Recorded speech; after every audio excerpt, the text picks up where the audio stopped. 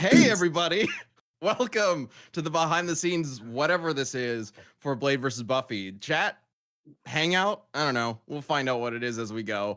As you know, maybe, I don't actually know. I'm Ben. I play Wiz in Death Battle, and over on the other side, there's Chad, who is Boomstick. The original Hello from the other side. You are on the other side of the stream right got it. now. You're on the other side. You might as well be on the other side of the world, man.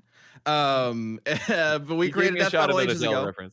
There you go. And man, 12, 15 years ago, however long it's been, if you had told me that we'd have these wonderful people on an episode doing a crazy live action Blade vs. Buffy, I would have been like, get me there faster, please.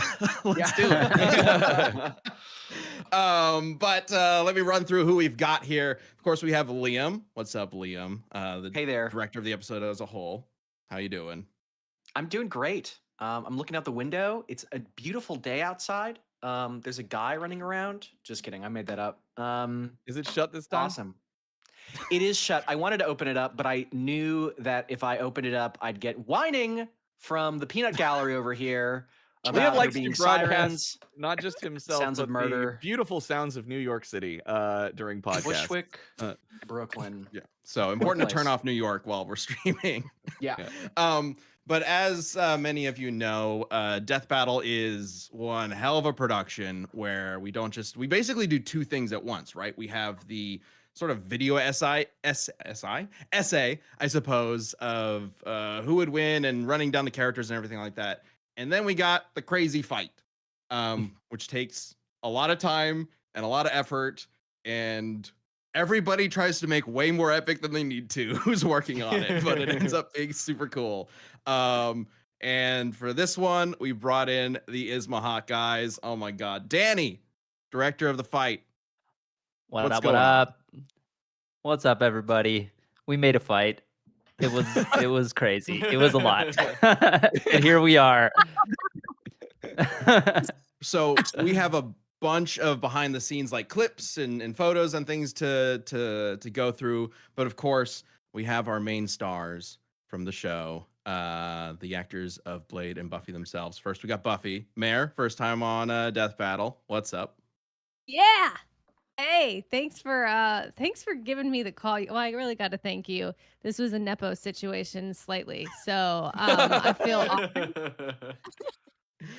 Yeah, I mean, you Tyler, did amazing. Go ahead and tell people who you are in your history at Death Battle.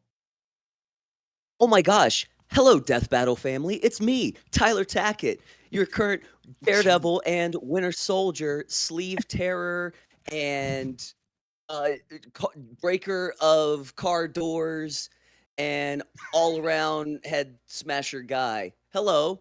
Hi. And doing? that's so easy to fit on a business card. Yeah. It actually is on a business card. You flip it over, it's just a paragraph of text. And we'll get into like the training that you guys did. But yeah, what's up, Chad? I would say, well, we've established a tradition that it can't be a live action Death Battle if Tyler's not participating in some way.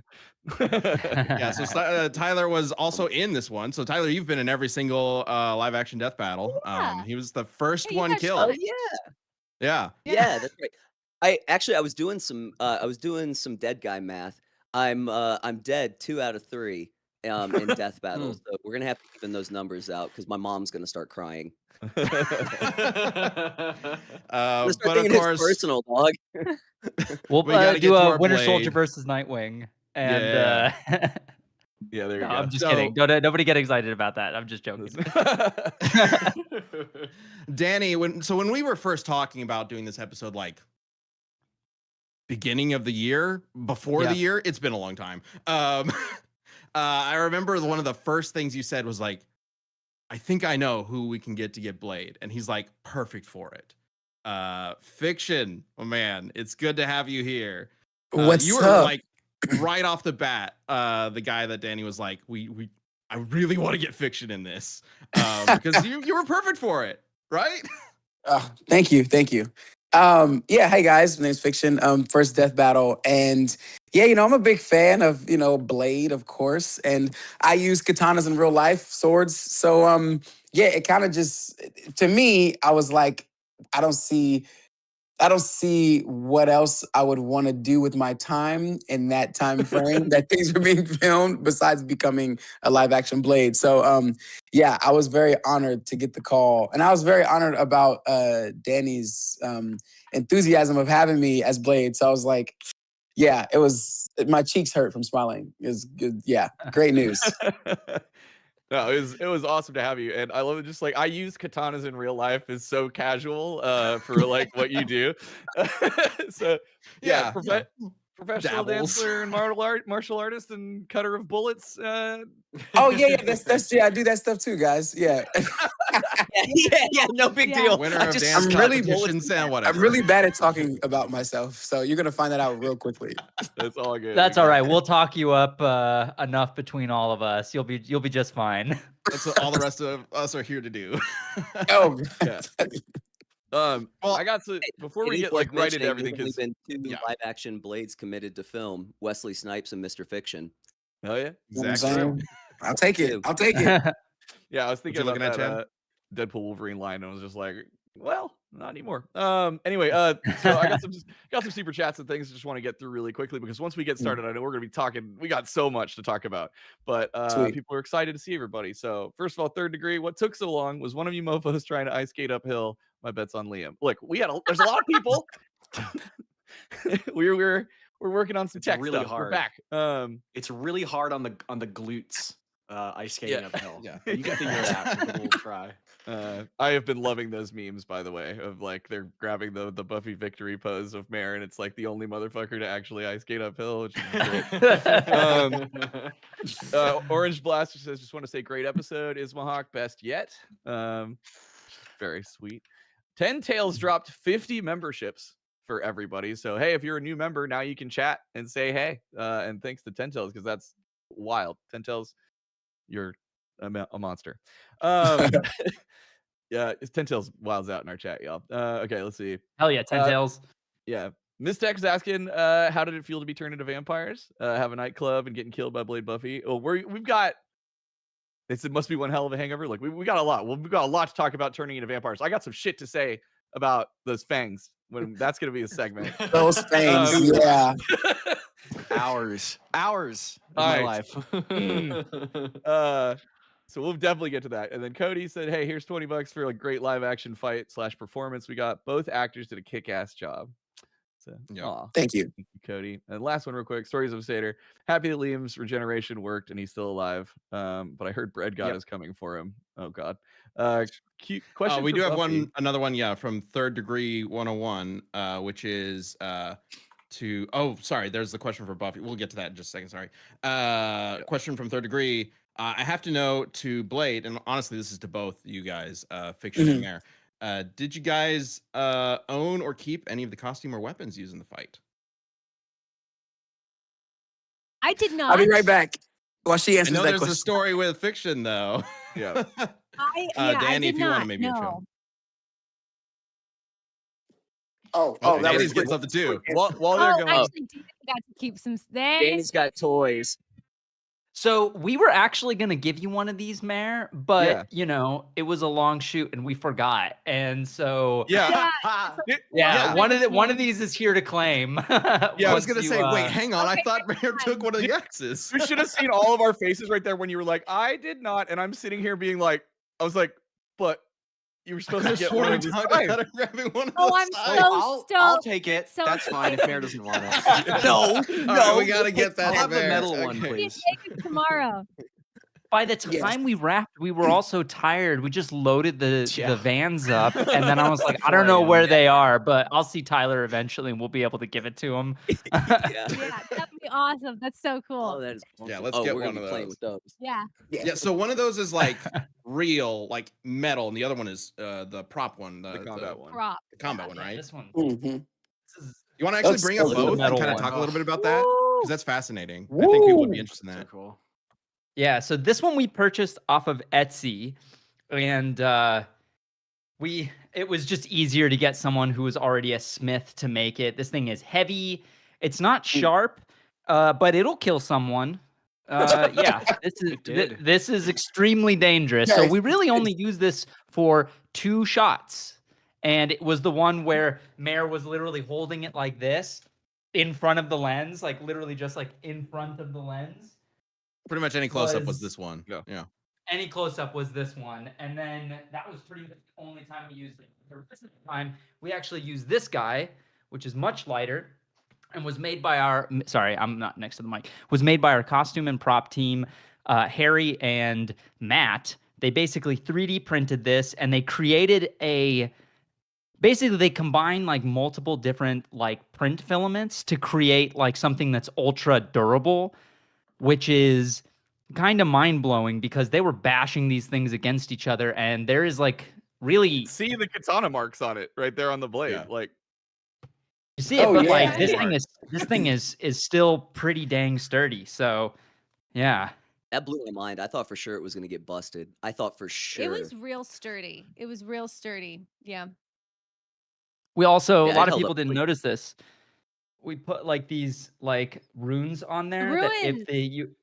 if you actually translate the runes, they're the incantation or whatever from Buffy, where it's like she is the Slayer. It's like a whole Buffy like the she is the Slayer phrase, which we thought was kind Okay, of Easter eggs. Yeah.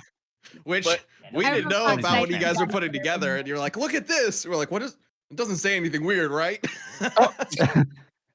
I mean, not that we know of, but you know, Yeah. none of us speak what is it, elder runes or whatever. Yeah, It's what- the yeah. same language from God of War. yeah, there you Yeah. go. I'm Nice. on Duolingo When it trying to came- learn, but it's taken me a long time.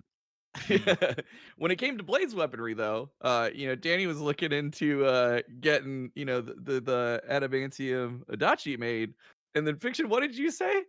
So I was like, well, if we do this, let me go half and let me keep the weapon because I knew the person that was gonna make it, and like he makes all of my swords that I use for my stunt fighting. I So believe the quote was, "I've got a sword guy."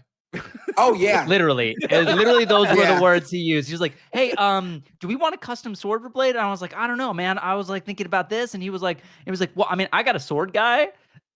So I did say that, huh? Dang. Well, yeah, I do have a sword guy. He's fantastic, and I knew it was gonna be good. When I saw the like sketches of what was gonna come out to be, I was like, yeah, I'm gonna need this blade. So I did keep it, and I got it Hey. reforged, and I got it a little shinier too. It's the same blade, but he just like added some polish, and this thing is so. I took this to Comic-Con, and everyone was like, the security was like, is that real? I'm like, no, it's not real, I promise. And they're touching it and they're like, okay, yeah, I guess this is cool. I'm like, yeah, thank you. And everyone thought this was real. Like, I'm like, nope, it's not, but it is mine. what's it made of? Don't Fikshun? Yeah, this is my favorite. Adamantium. part of for, this for movie. those at talking home. about? Oh, it's made out of what is it? Like aluminum? Aircraft it's like grade. aircraft, yeah, aircraft aluminum. And normally he makes like thinner ones for me, but this one is like a good mix between like a decent thicker one and a thinner one. So I'm gonna have him make me probably like 3 more of these babies, like because yeah, just different design, but it just looks so good and it feels so good and just I can't stop using it. Like at Comic-Con, I just kept pulling it out and like twirling it and sheathing it. And there were people were like, dang, do you like you do this for real? I'm like, yeah, maybe. Like yeah, it just feels so good. It does. It's surprisingly light. Like it's Yes. wild. You could Yeah. like you toss it. Yeah. When we yeah, were yeah. talking about the design originally with the guy who forged the sword, Fikshun and I were both His talking name is about like, Danny okay, too, well, by the way. Oh, his name isn't Danny, his name is Steven. my name is Danny. Steven Sword. Heck yeah. But My we sword guy, basically Danny. Wait.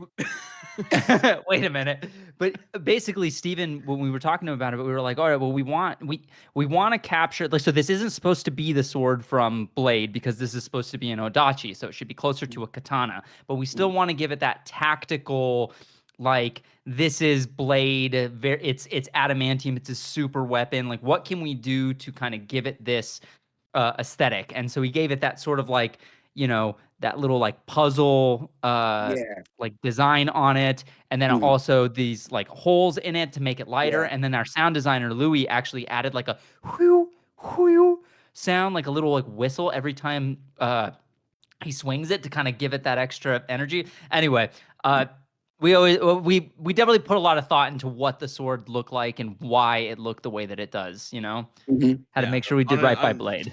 Fun note there on the sound. Every weapon has like a distinct like noise to it. Like the Hellfire shotgun, for example, has like hell screams and stuff. So go back and listen to the just listen to the fight, and you'll notice all these like very unique sounds for each weapon. Do want to like start getting into talking about the actual shoot, but beforehand, we actually have a question from Ten Tails that sort of leads to talking about like when you guys were first told like, hey, you want to be Blade or Buffy. And where we went from there. So Ten Tails to Fikshun. How did you react when they told you were going to lose this battle? I have a lot of I have, what do you call that? What's the word I'm looking for? It was okay. Because to me, like I was sad, of course, because I don't know.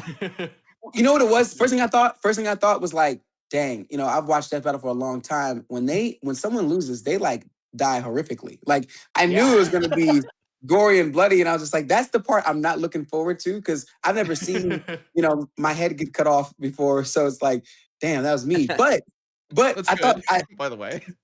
right. I appreciated the effects and like all the blood and stuff. Like it was fire.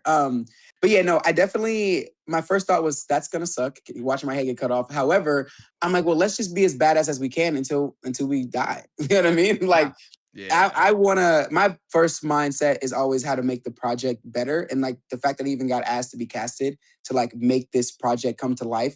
I'm just like, I'm gonna go full force. I kept throwing in some ideas of like, it'd be cool if I do this move, like jumping off the wall and like kicking like thing. And then retaining him like, can you do that? And I was like, oh, I think so. And I did. He's like, well, yeah, let's just, you know what I mean? Like, I still want to give projects my all, regardless of you win or lose. Like, it's about making the project great. So. Well, yeah. And then on your side, Mair, I know you joked earlier about like, Nepo or whatever, but absolutely not, because once we talked to you about doing it, like you went hard on training, you worked right? your ass off. Yeah. Like, what was it, like 8 months or something of training? It's crazy. Yeah. Well, I've done I starred in a really horrible action film years ago that I'm glad the project was made. I think kudos to the guys for actually doing it and giving me a leading role in it. So I trained in boxing, but I've never done anything remotely close to this style of action and this amount. And when I found out that it was Fikshun, we had work to do. Yeah, no pressure. So and I assumed, because when you guys cast, it's like, okay, well, we're going to do this project. This is who we're going to get involved. So like start training, but we don't know who's going to win yet because our research team is like going to go do a crazy deep dive to figure out who's going to win the fight. I assumed Blade was going to win. So I was like working on my death face. I think we all did. I was working on my death face. Yeah. What was the death face? Yeah. I was like, is she gonna like accept it and like be like, okay, and like, is she just gonna like take it, or is like this gonna come as a shock to her? Like, we're gonna, who knows, So, but like maybe she's just so exhausted by the end that she's like excited that it's finally happening, or like wants it to. And then, they're like, actually, you win, and I was like, really? Well, okay, then that means that I have to look like at least to some degree, like I could reasonably take this guy. And like Fikshun is like world renowned, famous for being like one of the top martial artists and performers in the world. So that was hard. So we went to town. We took Muay Thai for a long time. Tyler, we practically lived together. So we spent all of our time together training because he knew what I was in for and was like, yeah, we got to get to work. You got your work cut out for you. You did great, by the way. Crushed it. Yeah. Thank you. you. You know what's funny? So many comments. Go. Sorry, go, Tyler. Oh, I was just saying, it's no like it's not just we're on camera so we're hyping it up. Like she legit, I have done Muay Thai for years, so I brought her into Muay Thai with me. We did like 6 months into Muay Thai, and then it's not enough to just know how to throw some punches and learn some choreo. You got to learn. I think you use like 5 or 6 different weapons throughout this thing, and each come with their own different styles. And again, like you said, you have to be able to execute it as well as Fikshun, because if there's a huge gap in the abilities, it's just not going to sell. So it was, our date nights became standing in the living room, being like, okay, and now here's the bathroom fight. Let's go through this. And here's the axe. And here's, this, that, and the other. But you did it. You did it. You put in the work, man, and it shows. It It really was does. really cool. It was such a different thing that I don't normally get to do. So it was just awesome to be able to be a freaking superhero, man. Like, what? Well, Yes. the other thing I want I'll to talk take about too is like it's not even just like how impressive the martial arts stuff is that you guys do and the choreo and all that stuff. You have to act while also doing that, and that is so hard to do, right? Like because you want to get in, you're thinking about okay, then his sword's gonna come this way, so then I've got to spin here and do this, and now I've got to drop down and block this thing or whatever. But then you also got to be like, oh, but I'm angry at this moment because I've just been stabbed in the shoulder or whatever, or like like or like you got to be like I got to do the snipes brow, right? Like like. That's crazy hard to do, and y'all did that such an amazing job. And I saw so many comments were just like floored about like the way y'all moved and the facial expressions, and just both the martial arts and the acting. So just wanted to sing your praises there. When we got off Thank set, I think the third or fourth day, me and Angie are driving home. Angie, my girlfriend, also our special effects makeup artist and department head on makeup. She literally turns to me and said, "Mair is serving face on this. Like every single take, like Mair isn't just like moving her body. Like if you look at every single take, like Mair's face is like so expressive, and you're communicating so much like emotion and like like your reactions. Like there's a part where Blade pins you up against the wall and he's like, "You out of your damn mind?" And you're just like, "Heh," and then headbutt his ass. And it's just like little tiny things like that you were doing the entire time. Like both of you guys have those like little elements of brilliance that weren't in the script. It's just things you both brought to the characters that really, I think, brought this thing to life and set it to the absolute next level. I think it's another reason why we're so proud of this project, Oh, thank you. Yeah. Yeah, that stuff is definitely not the easiest thing to do. I say that because when I've worked with other people who don't do a lot of action, the main thing that I always have to get them to do is to stop having a dead face, because they focus so much on the getting the move right, and their faces just glossed over. And I'm like,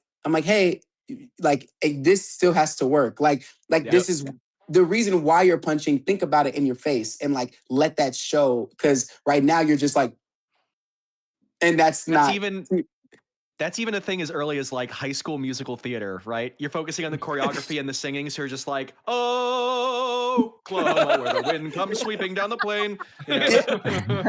Yeah. So more kudos to you, Mair, for like, again, like he's saying, being able to do that and do the action. Like, I mean, I was very impressed personally. I was like, yeah, she's got it. I mean, I had no worry, because I always figured whoever gets brought on to like Ismahawk, a death battle, like I've never seen a bad casting. You know what I mean? So I had faith and I already believed in it. But then seeing it, I was like, dang, she's great. Like, and this is not easy to do, and you're doing it. So yeah, fantastic.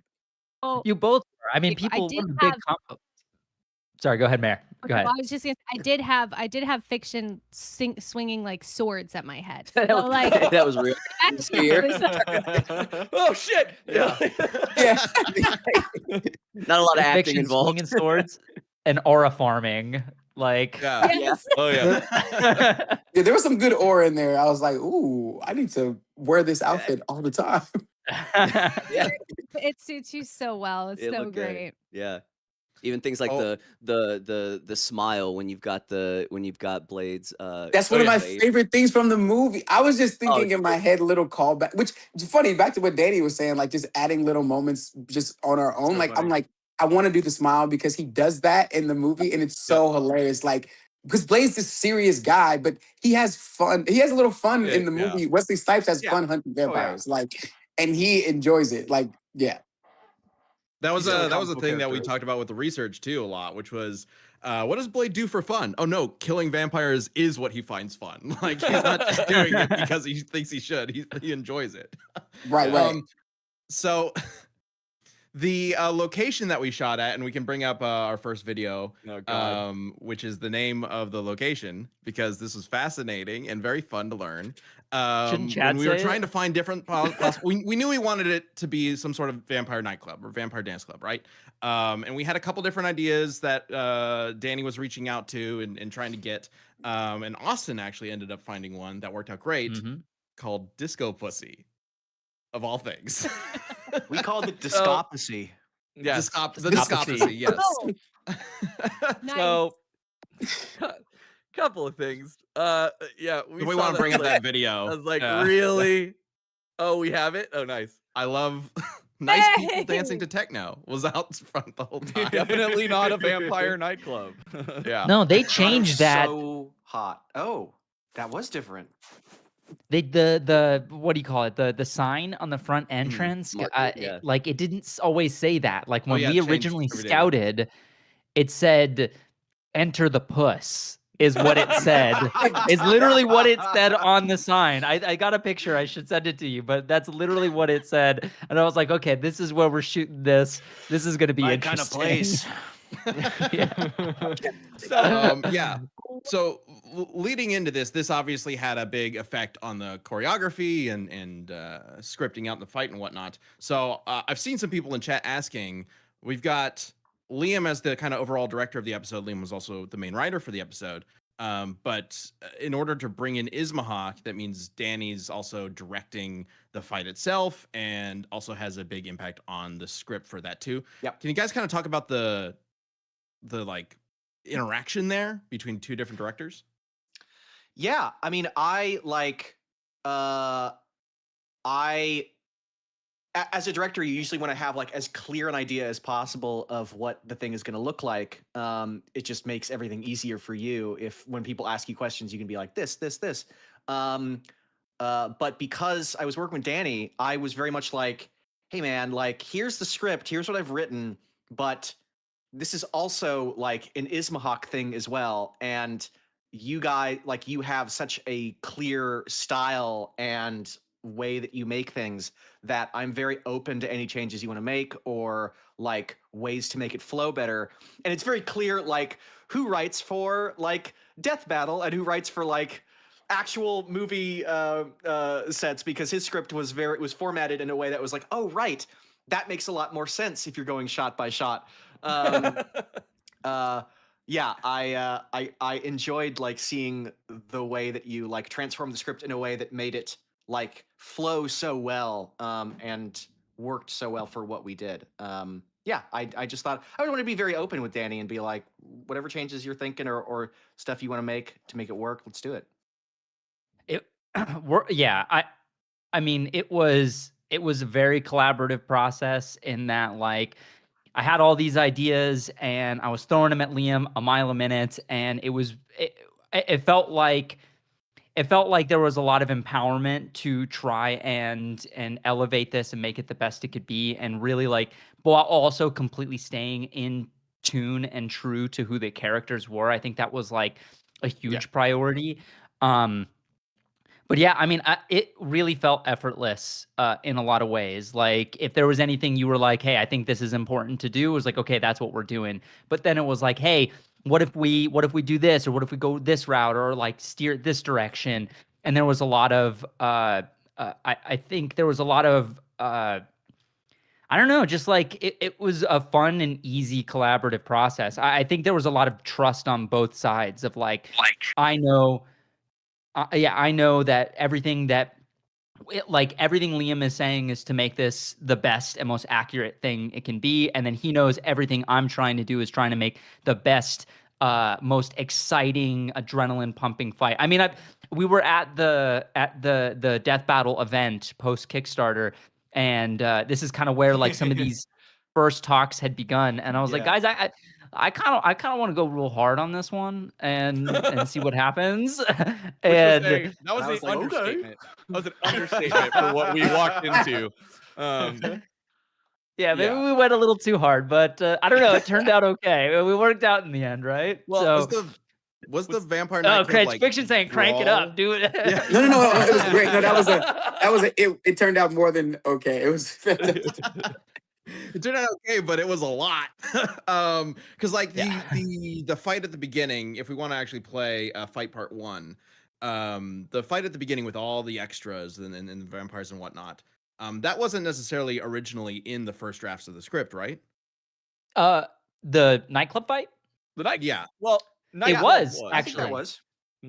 It was, and everybody's like, "Oh, Danny, this was your idea. This was Sam's idea." I remember the very first meeting we had to talk about this. We were bouncing around a couple of different fight ideas, and I know that Sam had brought up this being a good fight, and it was one that we were like, "Oh, this one feels like one where we could actually like make everything make sense in like it feels like both of these characters because it exists in the same world. Yeah. We can give them an inciting incident that has them conflict with one another in a real way that feels truthful to both characters. So this one feels like it could be a lot of fun. And then Sam's like, yeah, it would be crazy if there was like, you know, they were like killing a bunch of vampires in the beginning. And then I turned to Mel and was like, but what if we did that? And she was like, oh, that's going to be so... Mel is our producer and production designer. She was like, oh, that sounds like it's going to be a lot. And I was like, yeah, but it would be sick. Let's do it. Yep. Yeah. But And here we are. location wise, I mean, we were all just like right out the gate, like mind meld. Everyone was just kind of like vampire nightclub, vampire nightclub, Vampire right? nightclub, Like yeah, it's got to be a vampire nightclub. Easy pick. Obvious Yeah, pick yeah. is sometimes the best pick. You know. Yeah. I don't think people Absolutely. expected us to do it either because it seemed There's like people Tyler. were surprised. There he Yo, is. that jacket, that silver jacket goes so hard, bro. Yeah, Like you made it look so yeah.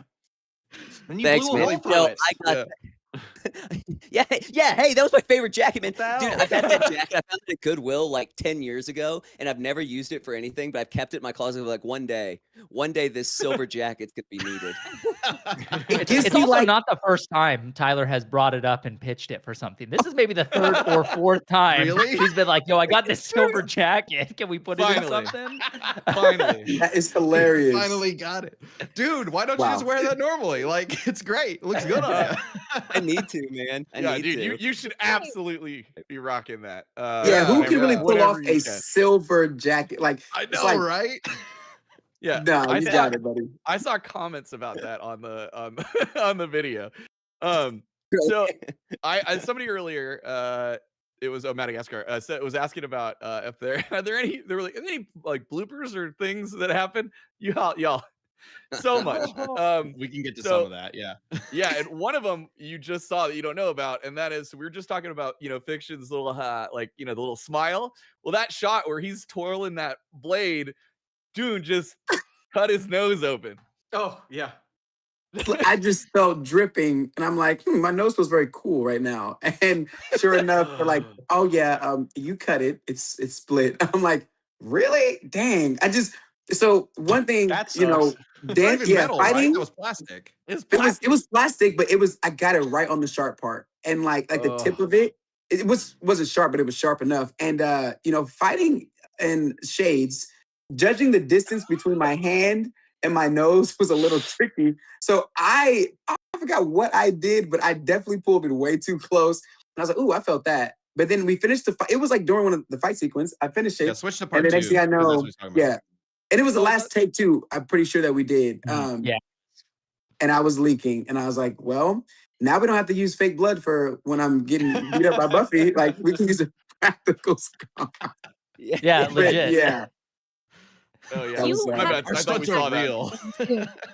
So Yeah, you yeah, like literally couldn't see anything. And it was dark. Shades, dark, contacts, and it's dark. Yeah. Oh and I yeah, remember yeah. one time Contacts.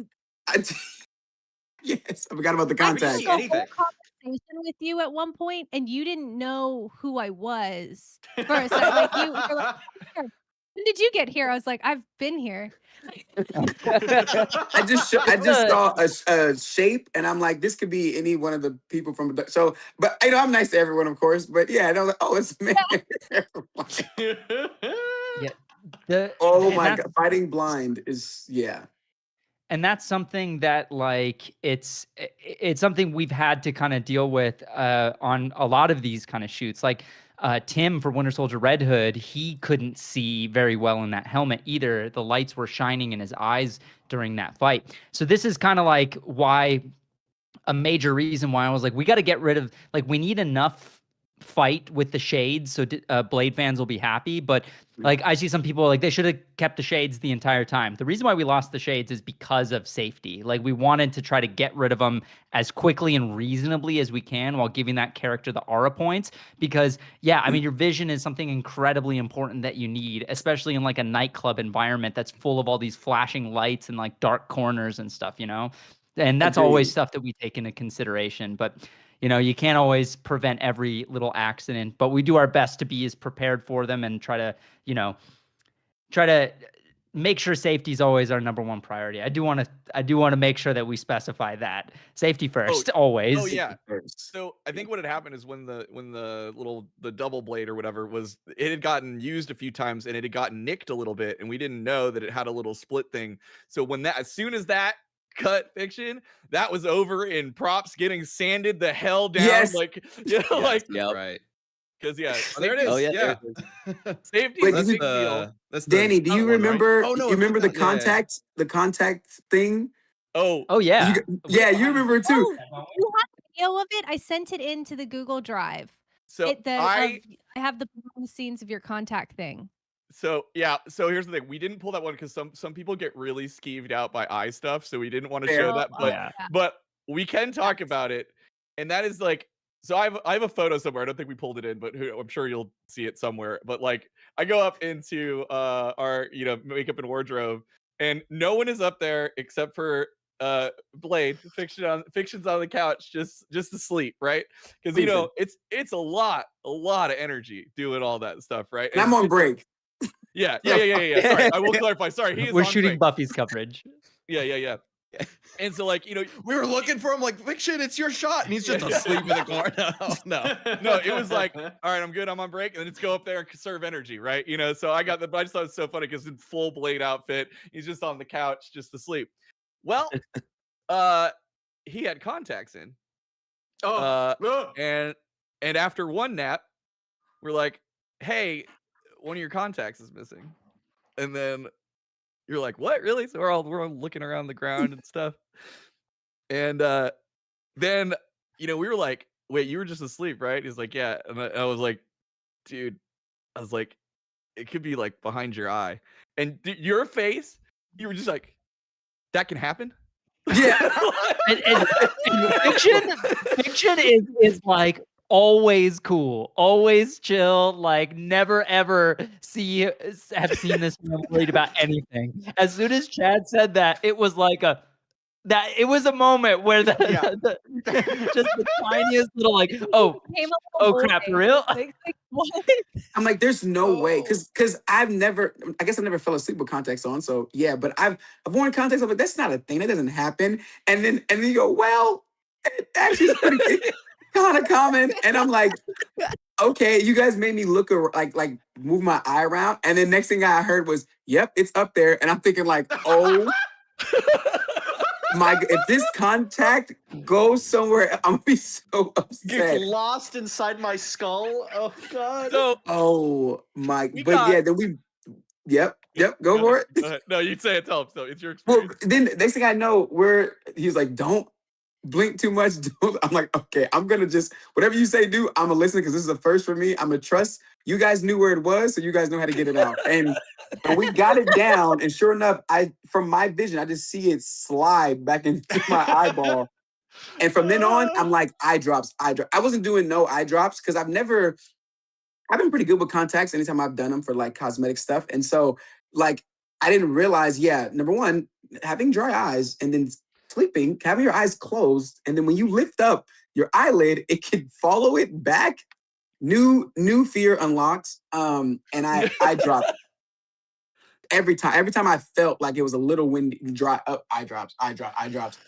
Never happened again, but woo, scary times. Well, so then as soon as this has been recovered, then Mair and I get put on blast by everybody because The second it was like, it could be behind your eye or whatever. And Fikshun's like, what? Mair and I's phones are out so fast. And we're recording everything because we're both like content moment, right? Like, and Also, everyone's like, use a flashlight, right? Like a little light could help. yeah. Right? Oh yeah, That's what no. it was for. Everyone else is like, oh, we gotta help. And Mair and I are like, content. A part of that eased my like concern, because I'm like, okay, if it can't be too bad if they think this is gonna turn out fine. Like, see, phone mostly gonna turn out fine. I hope so. I'm trying to justify these crazy thoughts in my head. So it helped, but also I was like, dang, if it doesn't get out of this eyeball, I'm gonna be so upset. Yeah. I mean, As once we someone saw who it wears, come like, down, that- like, yeah. no, No, sorry, go I ahead, Mair.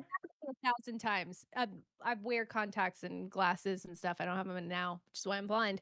But yeah, that's happened to me 1,000 times. So I was like, it's not gonna go in his brain. He'll be okay. But what if it did? What if it's the Yeah. one time it did? Yeah, I know. As soon as I I saw would it, think. like sliding down, I was like, okay, it's fine. We have backup contacts, but like, let's just get it out so it If doesn't this fall on one the gets, floor. if this one goes away, we'll put another one in there. Don't worry. Yeah. We'll just Yeah, reload you. it'll be right back in the back of your head. You You save can it have for like later. A 7 couple weeks go fucking by. contact lenses, just sort It of just- I jostling rotate right. them. I can I'm feel just them like- when I shake my head. Yeah. Oh my Well- goodness, good Well, times. speaking of stuff getting in your eye or in your face or whatever, there was one stunt that you guys did that I have some footage for. Sam, can you bring up Bottle? Oh, which one? Classic. Well, so there were 2 bottles. This is the take that we ended up using, and this is the just the overall shoot, like behind the scenes of that. But this is how it all went down. You guys want to talk a little bit about this? Yeah, Mary, you want to talk about this? I feel like we did a podcast episode with Fikshun like 2 days ago, and we talked about this on there. I got so nervous to hit him because I've done the sugar glass. I've like even broken sugar glass on myself before, but I've never like smashed it on somebody else or anything. And I was so worried that I was gonna hit him. So I just like, they're like, all right, we only have 2 takes. Like, make sure you hit him in the right spot. Just like, just go for it. And for whatever reason, the first take, I just like, it's like I almost like dropped it on purpose. Like it was, I don't know what I did. Like I just ruined it immediately. And I knew as my hands started moving, I was like, I just messed this up completely. There's like, we only have 1 now.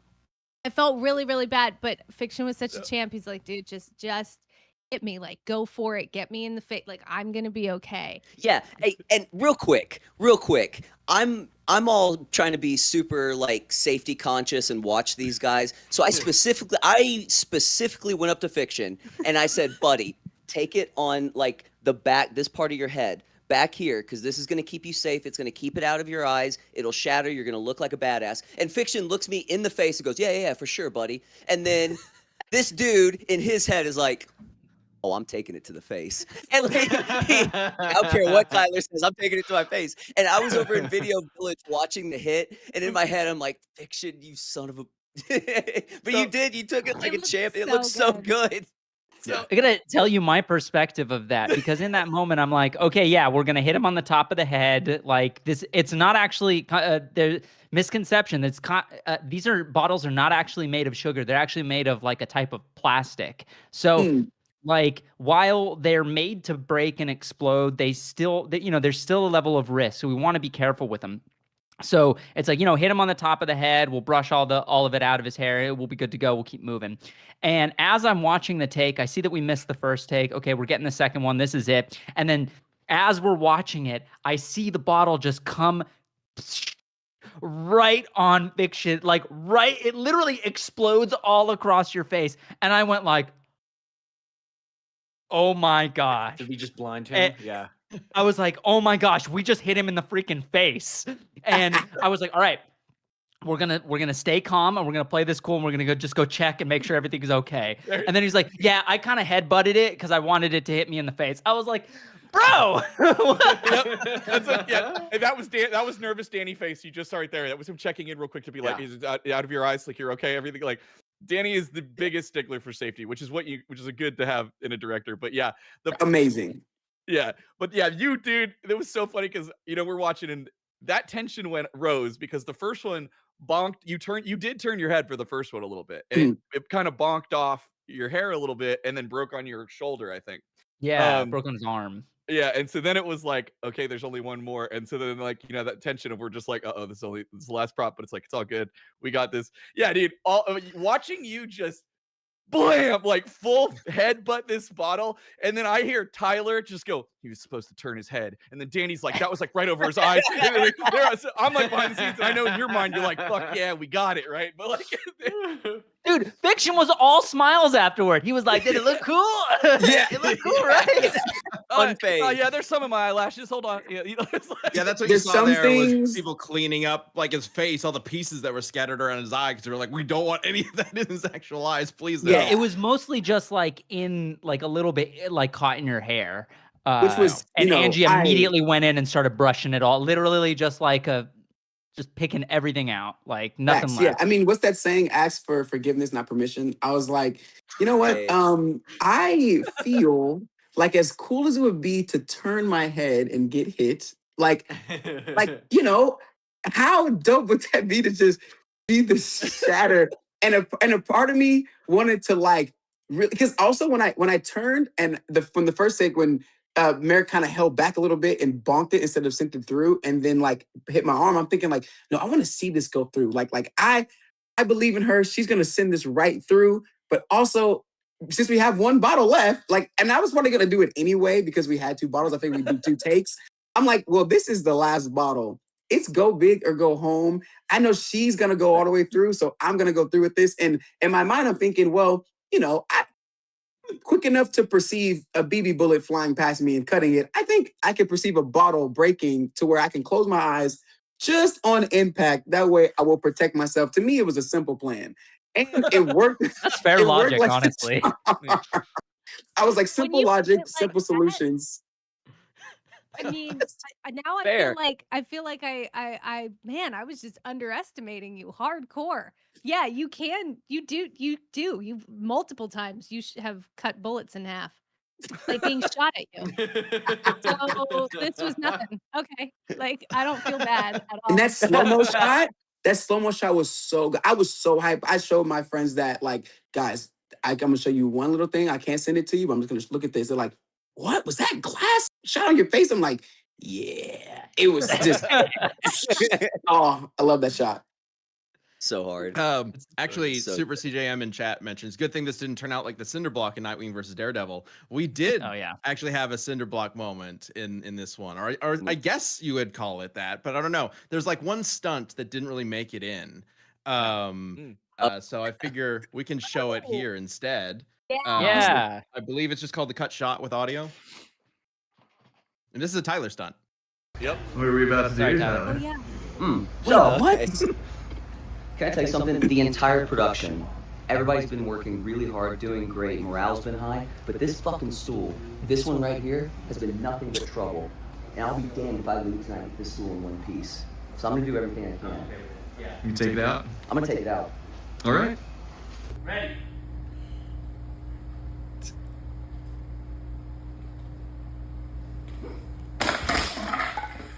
Take it right in the back. So originally, as part of the big vampire fight, Tyler was going to be thrown into that, right? Yeah. So it was in. Sorry, go ahead, Mair. No. I don't remember how we got there. It was either a. You were. It was in the big vampire tussle when you have your crossbow fighting the vampires, and you. I was one of those. This is Tim getting sound, by the way. This is our Red Hood. He just kicked it to pieces. Okay. Yeah. Sorry, we wanted to not get the sound of familiar with just it breaking, so Tim just axe kicked it up to smithereens. Perfect. But yeah, Mair, That's a power scaling feat right there. Yeah. I believe it was Mair. You were supposed to high kick one of the vampires you Yeah, were in tussle with. She Yeah. kicks me in So- the chin, and that's what sends me like up and back. Yeah, and we had to cut this section. Well, two things. One, that entire segment was dope, but because so much of it was slow-mo, it felt like it was each layer of it felt like it was taking a good amount of time. So it was like, okay, this is the one that can go, but also Like I wanted to keep that stunt so badly. I actually tried 7 different cuts, like to try to make it work. And every time I watched it, it was just like this part feels like it's really disturbing the pacing of Buffy's moment, Yeah. and it's like more about this fall than it is about like her being a badass and taking out all these vampires. So it was like, okay, it's not serving the story as much as I want it, and this is kind of an expensive stunt with the breakaway and also the Tyler falling and taking a bump for it. But at the end of the day, like we had story first. So we cut it, but I'm really glad people still got a chance to see it because it was pretty dope. And also shout out to Janae for painting the breakaway to look exactly like the furniture that's inside the club. Like it matches perfectly. Yeah. We had to mark it off because it looked so similar. Oh, you guys Funny you have mentioned pieces that. of it. Nice. This is a piece of the table that Janae painted. Let's actually show that the suplex stunt because one of these furnitures did make it in. It had to, right? This is So this is what it looks like Let's go. in the actual fight. Crazy. Mm-hmm. Here's was the actual stunt. The hype for this was so real. Yeah. Oh yeah, everybody was gathered around. My the first monitor. suplex ever, by the way. Yeah. Well, take us through your mindset then. How was it? Well, first it was like, hey guys, I've been rewatching all the Blades, of course. Hey, part in Blade 2, he does a suplex. Can we do that? And he's like, I mean, yeah, we have a breakaway table. We only have one though. So like, if you do this, it needs to be like, I'm like, yeah. We practice and a few times. And on this day, I remember there was a less painful way to do this, and then there was a send it. You'll be in pain for a little bit, and then it'll go away way to do it. We did it the second way because we practiced it, a few times, and I just kept hearing, we only get one. We only got one. We only got one. So when this said action, I said, you know what? Take it. Bam. When we got up, our adrenaline's Did pumping. the kip up. That's wild. I forgot to kip up afterwards. But yeah, With all that adrenaline's gear on. pumping. We're just like, oh, bro, how you feel? I feel good. We feel good. About 5 minutes later, hey, man, you good? Yeah, I'm kind of hurt. I said, yeah, me too. I feel kind of sore from it. When we got the shot. We got the shot. I was, yeah. You know what? Do we have a Danny- picture of our stunt? There, look at There that. he beast. is. Shout out Aaron Ortega. Our head Ortega. Good champ. Filling in for Mark for the actual breaking of the back. But yeah, dude, Danny, the stunt people from our hat, like incredible. Group of people. great. They're amazing, and they you're familiar with them from Daredevil versus Nightwing mostly, but we've been working with them since like 2012, 2013, and that was another thing that was like really exciting about this one is like I want to get the whole family in on a project, like all the collaborators that we've been working with for years, and like. Some people know this about us, but like we got our start on YouTube with these, making versus fights, our own like minute matchups on our channel. So doing these kind of versus battles, we don't get to do them very often, but it almost feels like a skill check for us where it's like, okay, it's been, 5 years since the last one.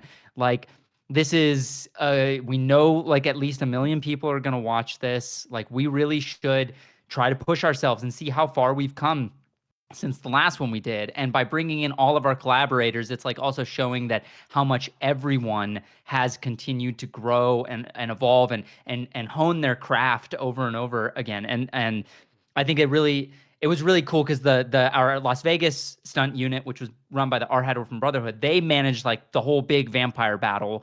And then Tyler and Tim worked on the Buffy versus Blade like actual like battle. And so we had like 2 different units working on all the stunts for everything. And it was kind of a big deal to try to have it all feel like, what's the word I'm looking for? Like Cohesive. Like cohesive. Thank you. Yeah. Like making everything feel like cohesive and like this isn't a fight choreographed by 2 different designers, but is like very a one single unit, two pieces of a larger puzzle. I couldn't be happier. I really got a massive shout out. Also, massive shout out to Aaron, Mari stunt double, for putting on that wig. Yes. He was just getting reamed by by all of the rest of the stunt team. What though? He was leaning into it too. I don't know where videos. I know for sure there's videos of him really leaning into it. Oh, With this little bob. way is when because Aaron gets killed several times in this. Yeah. He plays different characters. Yeah. So when you shove up like when you're doing like the foot Yeah. with the gun and shove it up his chin. I remember seeing that, like, because I was filming behind the scenes because I wasn't in that scene or when you guys are in that coverage, and it looked so cool. But then Danny, in post, you put like the dagger, whatever it is, like going through his mouth. Like you Yeah. can see it inside of his mouth. And I was like, you guys are so good. You guys are so good. So I want to say something about Aaron too, real quick, because dude was awesome. The whole stunt team was so cool to work with, and we were hanging out and stuff. It was an absolute blast, and I got to do the world's smallest little bump. Okay, Aaron though, on that day. So poor Danny. You guys really need to understand. Like, Danny is the most safety conscious director I've ever worked with, right? And like, he's constantly like, like, are you sure? Like, are you sure? Like, you're gonna be okay? Like, You've also exclusively worked with him on action sets, so that might be a part of it. Okay, that's true. But so it's like, he's constantly worried. He's making sure he wants everybody to be safe. It's a really positive thing. But I think the widest his eyes got was Aaron shows up, because Aaron was at work, and then he shows up to come do the suplex at night.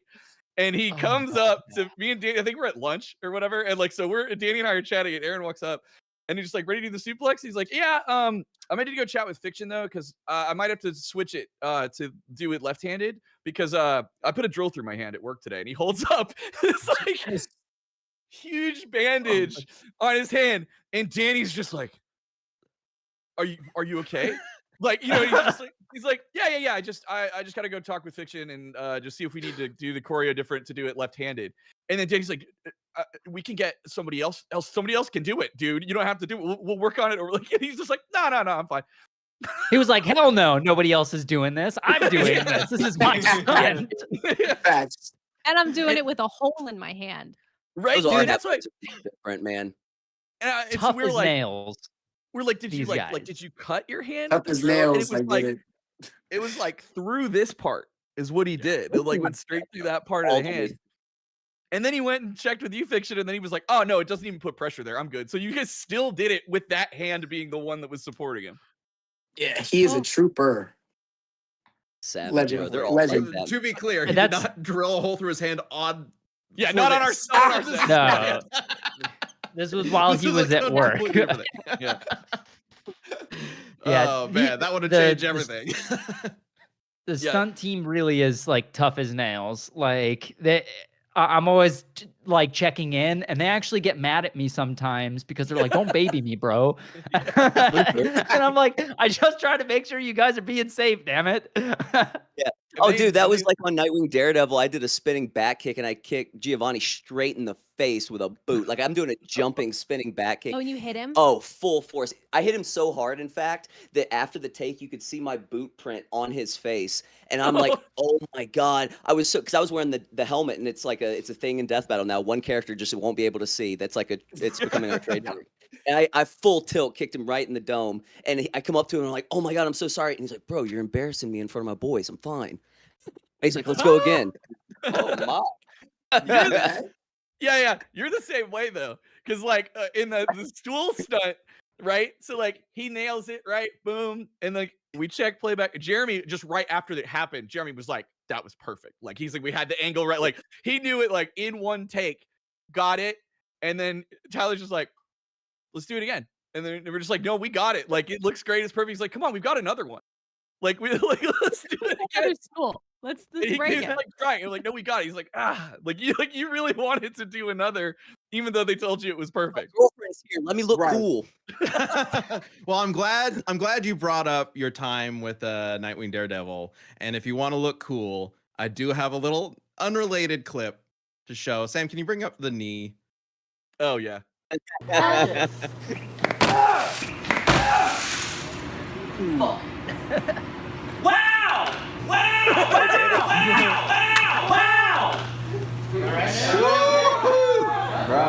had to include that, Danny. Of course. Wow. The obligatory wow. Wow. That will haunt you forever, brother. Oh, I know. Also, Danny, Yeah. I don't know if you heard it, but in the school video that I was filming, after he breaks it, and there's a pause until everyone's quiet to make sure we go, and then you call a cut or whatever. I go, wow. You son of a. So You know, good. that was the first time we had done practical stunts, was Nightwing versus Daredevil. So that was, and also Tyler being able to break the window that they said was unbreakable. It was a wow-worthy moment. Not Oh that the my school gosh. wasn't. Also, Oh my god. Fiction, you just can't help but Oro farm passively. Look at this shot he's got going on in this camera.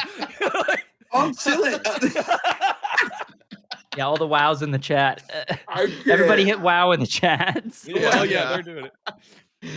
Oh, Uh, yeah. Classic. That's one of my favorite memes that's come from this whole thing, is just like the Blade spending 7-8 minutes just aura farming the entire time. It's necessary. Which- It's necessary. It also wasn't an accident, it was definitely and on purpose, because we were like Blade. First off, that's what Blade does in all his movies. He's aura farming the entire time. But also, like, we were like, we need to make sure Blade looks cool as hell, because if he's not going to win this fight, like, we got to make sure that the Blade fans feel like that they feel like served by this whole thing. And Right, so right, we're right. like, all right, man, Blade is going to be a badass throughout this entire thing. And you couldn't help but do that. And also, Shotgun flip. I was Hey, like, that's so clean. Oh, dude. Favorite. can I tell a story part. about that? Yeah. About the shotgun? Yeah. So when we get this shotgun that's like the flip cock shotgun that you can that's like Terminator 2, and I get it, and I'm like, okay, how do you do this? And I'm watching tutorial videos, and I'm practicing, and I keep feeling like I'm gonna break the dang thing, but I'm like, I should at least know how to do this, so that way I can show Fikshun, and hopefully he'll be able to pick it up. So I spent like a week practicing, figuring out how to do this. I have it with me here, literally just. Like, Oh, look at that. That's Smooth. good. Oh. so Beautiful. There you go.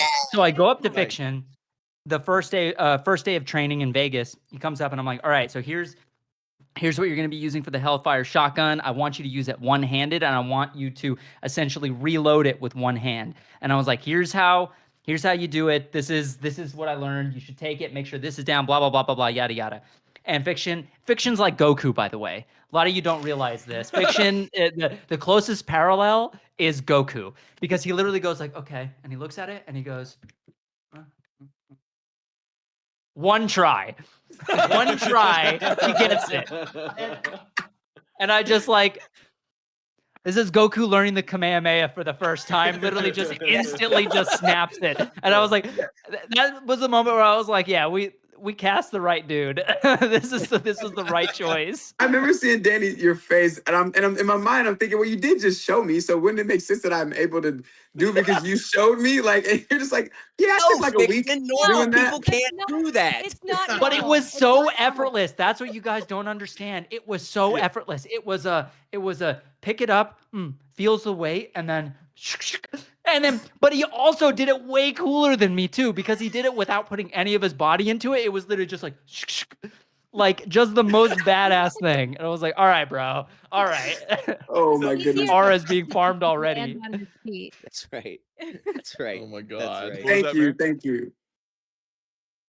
Oh, well, Fikshun, it's easier for him to just land on his feet, He was telling a story on our podcast about another time they worked together, and Fikshun was going to go and they were going to do a drop kick to somebody, and Fikshun didn't want to have to take a wreck to the concrete. Like like when I did a drop kick, I could barely get my legs up high enough, and I just crashed into the ground when I did it in Winter Soldier. I'm like, that's so difficult. Fikshun is like, yo, I'm going to do a drop kick, but I don't want to fall. So what if I just do a double leg drop kick on someone's chest and then land on my feet? And anyone that would hear that would be like, no, you lunatic. And then Fiction's like, well, I don't know. Let me just try. Let me see. Because I think it'd be easier if I just landed on my feet. And we're like, yeah, no shit. And then Simple, first try, lands on his feet. simple Like, oh, yeah, how about solutions. that? Yeah. Yeah, sure. All right. Simple Yeah, just do that, you solutions? superhuman. That breaks my brain. In my wow. mind, I'm literally like, if I don't want this to happen, then just do this. Okay. And then Danny's like, Pres- that's not an easy thing to do. I'm like, really? Like, in my mind, it made me think, why don't more people just do it this way? 'Cause You I guys, don't like you the need to feeling understand. of falling.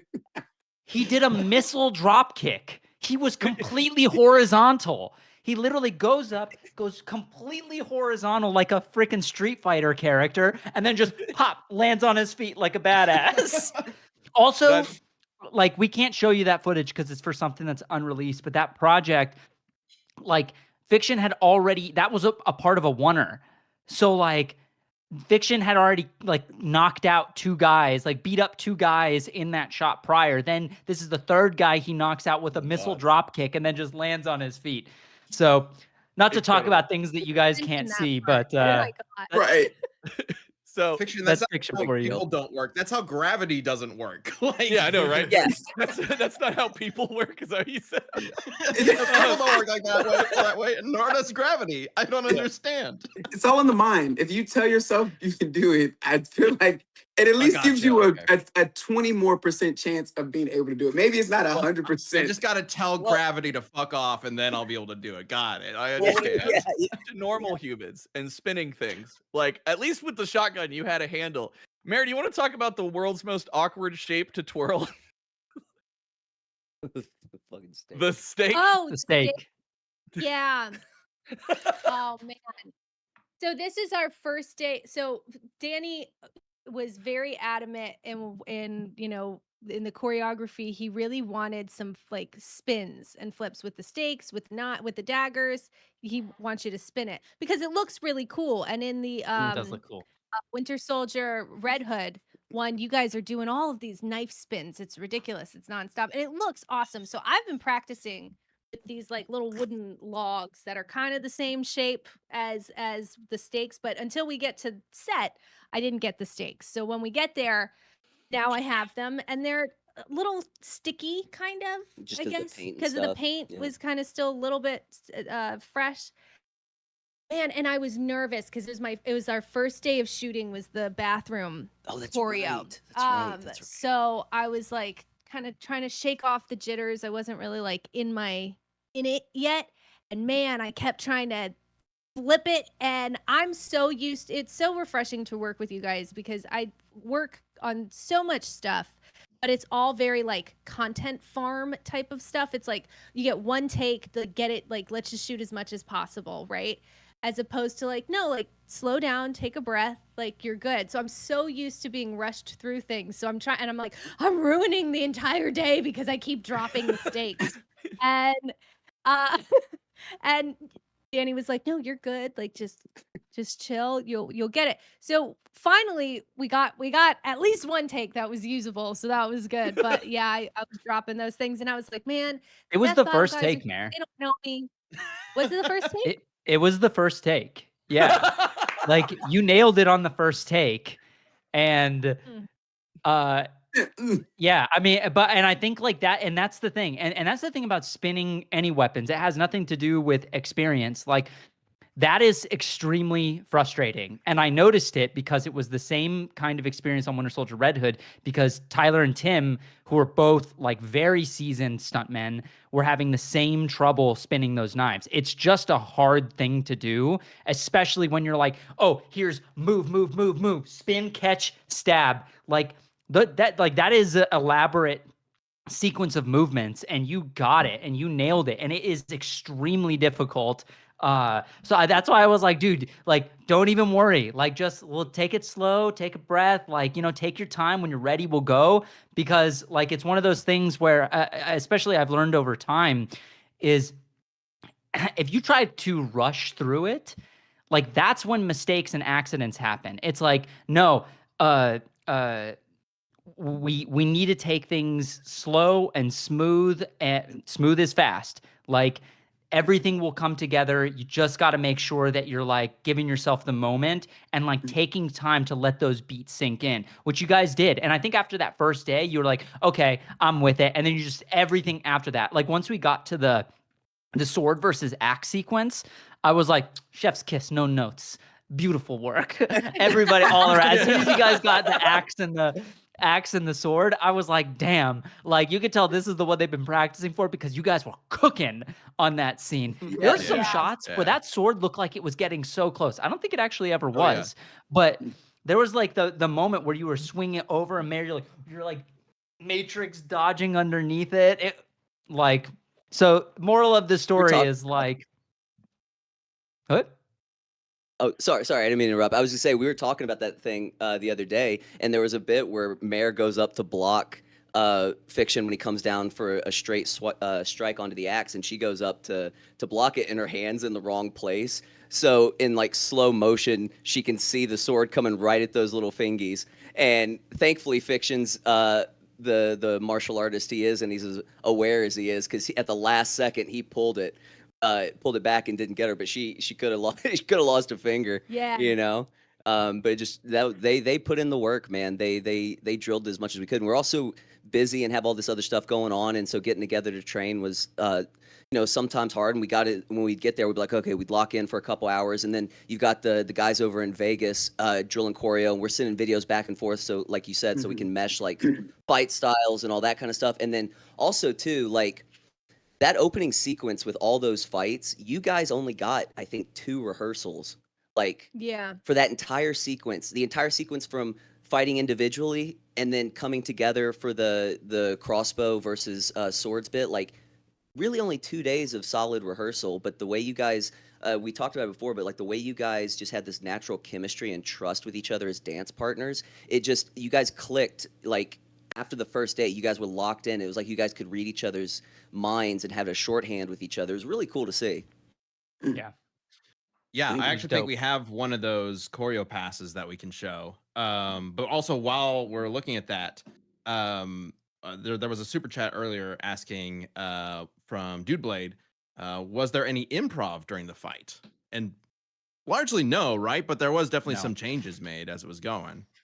Oh, 1,000%. Changes made, but you can't improv during a fight scene No. like this. Like if you're Jackie Chan and Jet Li and Donnie Yen, you can improvise during a fight. But like, I think that is like a level of skill. And to be honest, it's never really safe. Somebody could get hit like that. So yeah, improv is just not really something that happens. A lot of it is planned and refined for a long time leading up to the fight. However, part of it is be as prepared as you can. So when the time comes where a change needs to be made, you can do so. And there were a few moments like that. I mean, even Chad, when you were in your scene as a Buffy vampire, you had to like learn all that on the day. Like that was all like in the moment Yeah. kind of thing. Oh yeah. So I am always the first person to raise their hand for like, I'll be in the ridiculous makeup or I will do the stunt. Happy to. Yes, it's fun. yeah. So then Danny was just like, I don't know. Do you want to like? We need somebody in here who can like get a bump. It's like the most minor thing. It's just need to get to the right place and get somebody bumped into me, and then it's a really minor stunt, but like yeah, it was fun to be able to do that. Oh, but you sold that reaction though when you're coming Oh, in, yeah. just full Dracula style. Oh, you were in it, dude. You were in it. Can I say Well- Liam? I think my favorite kill. Oh, for sure. That was so funny. The face, that face? you make is Dude. oh In the slow.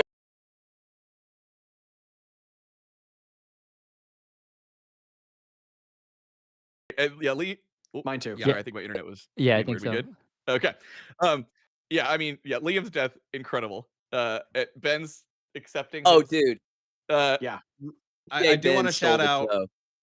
Liam was originally, I believe, supposed to have a different cameo, and just the way things Mhm. panned out, that shot wasn't happening.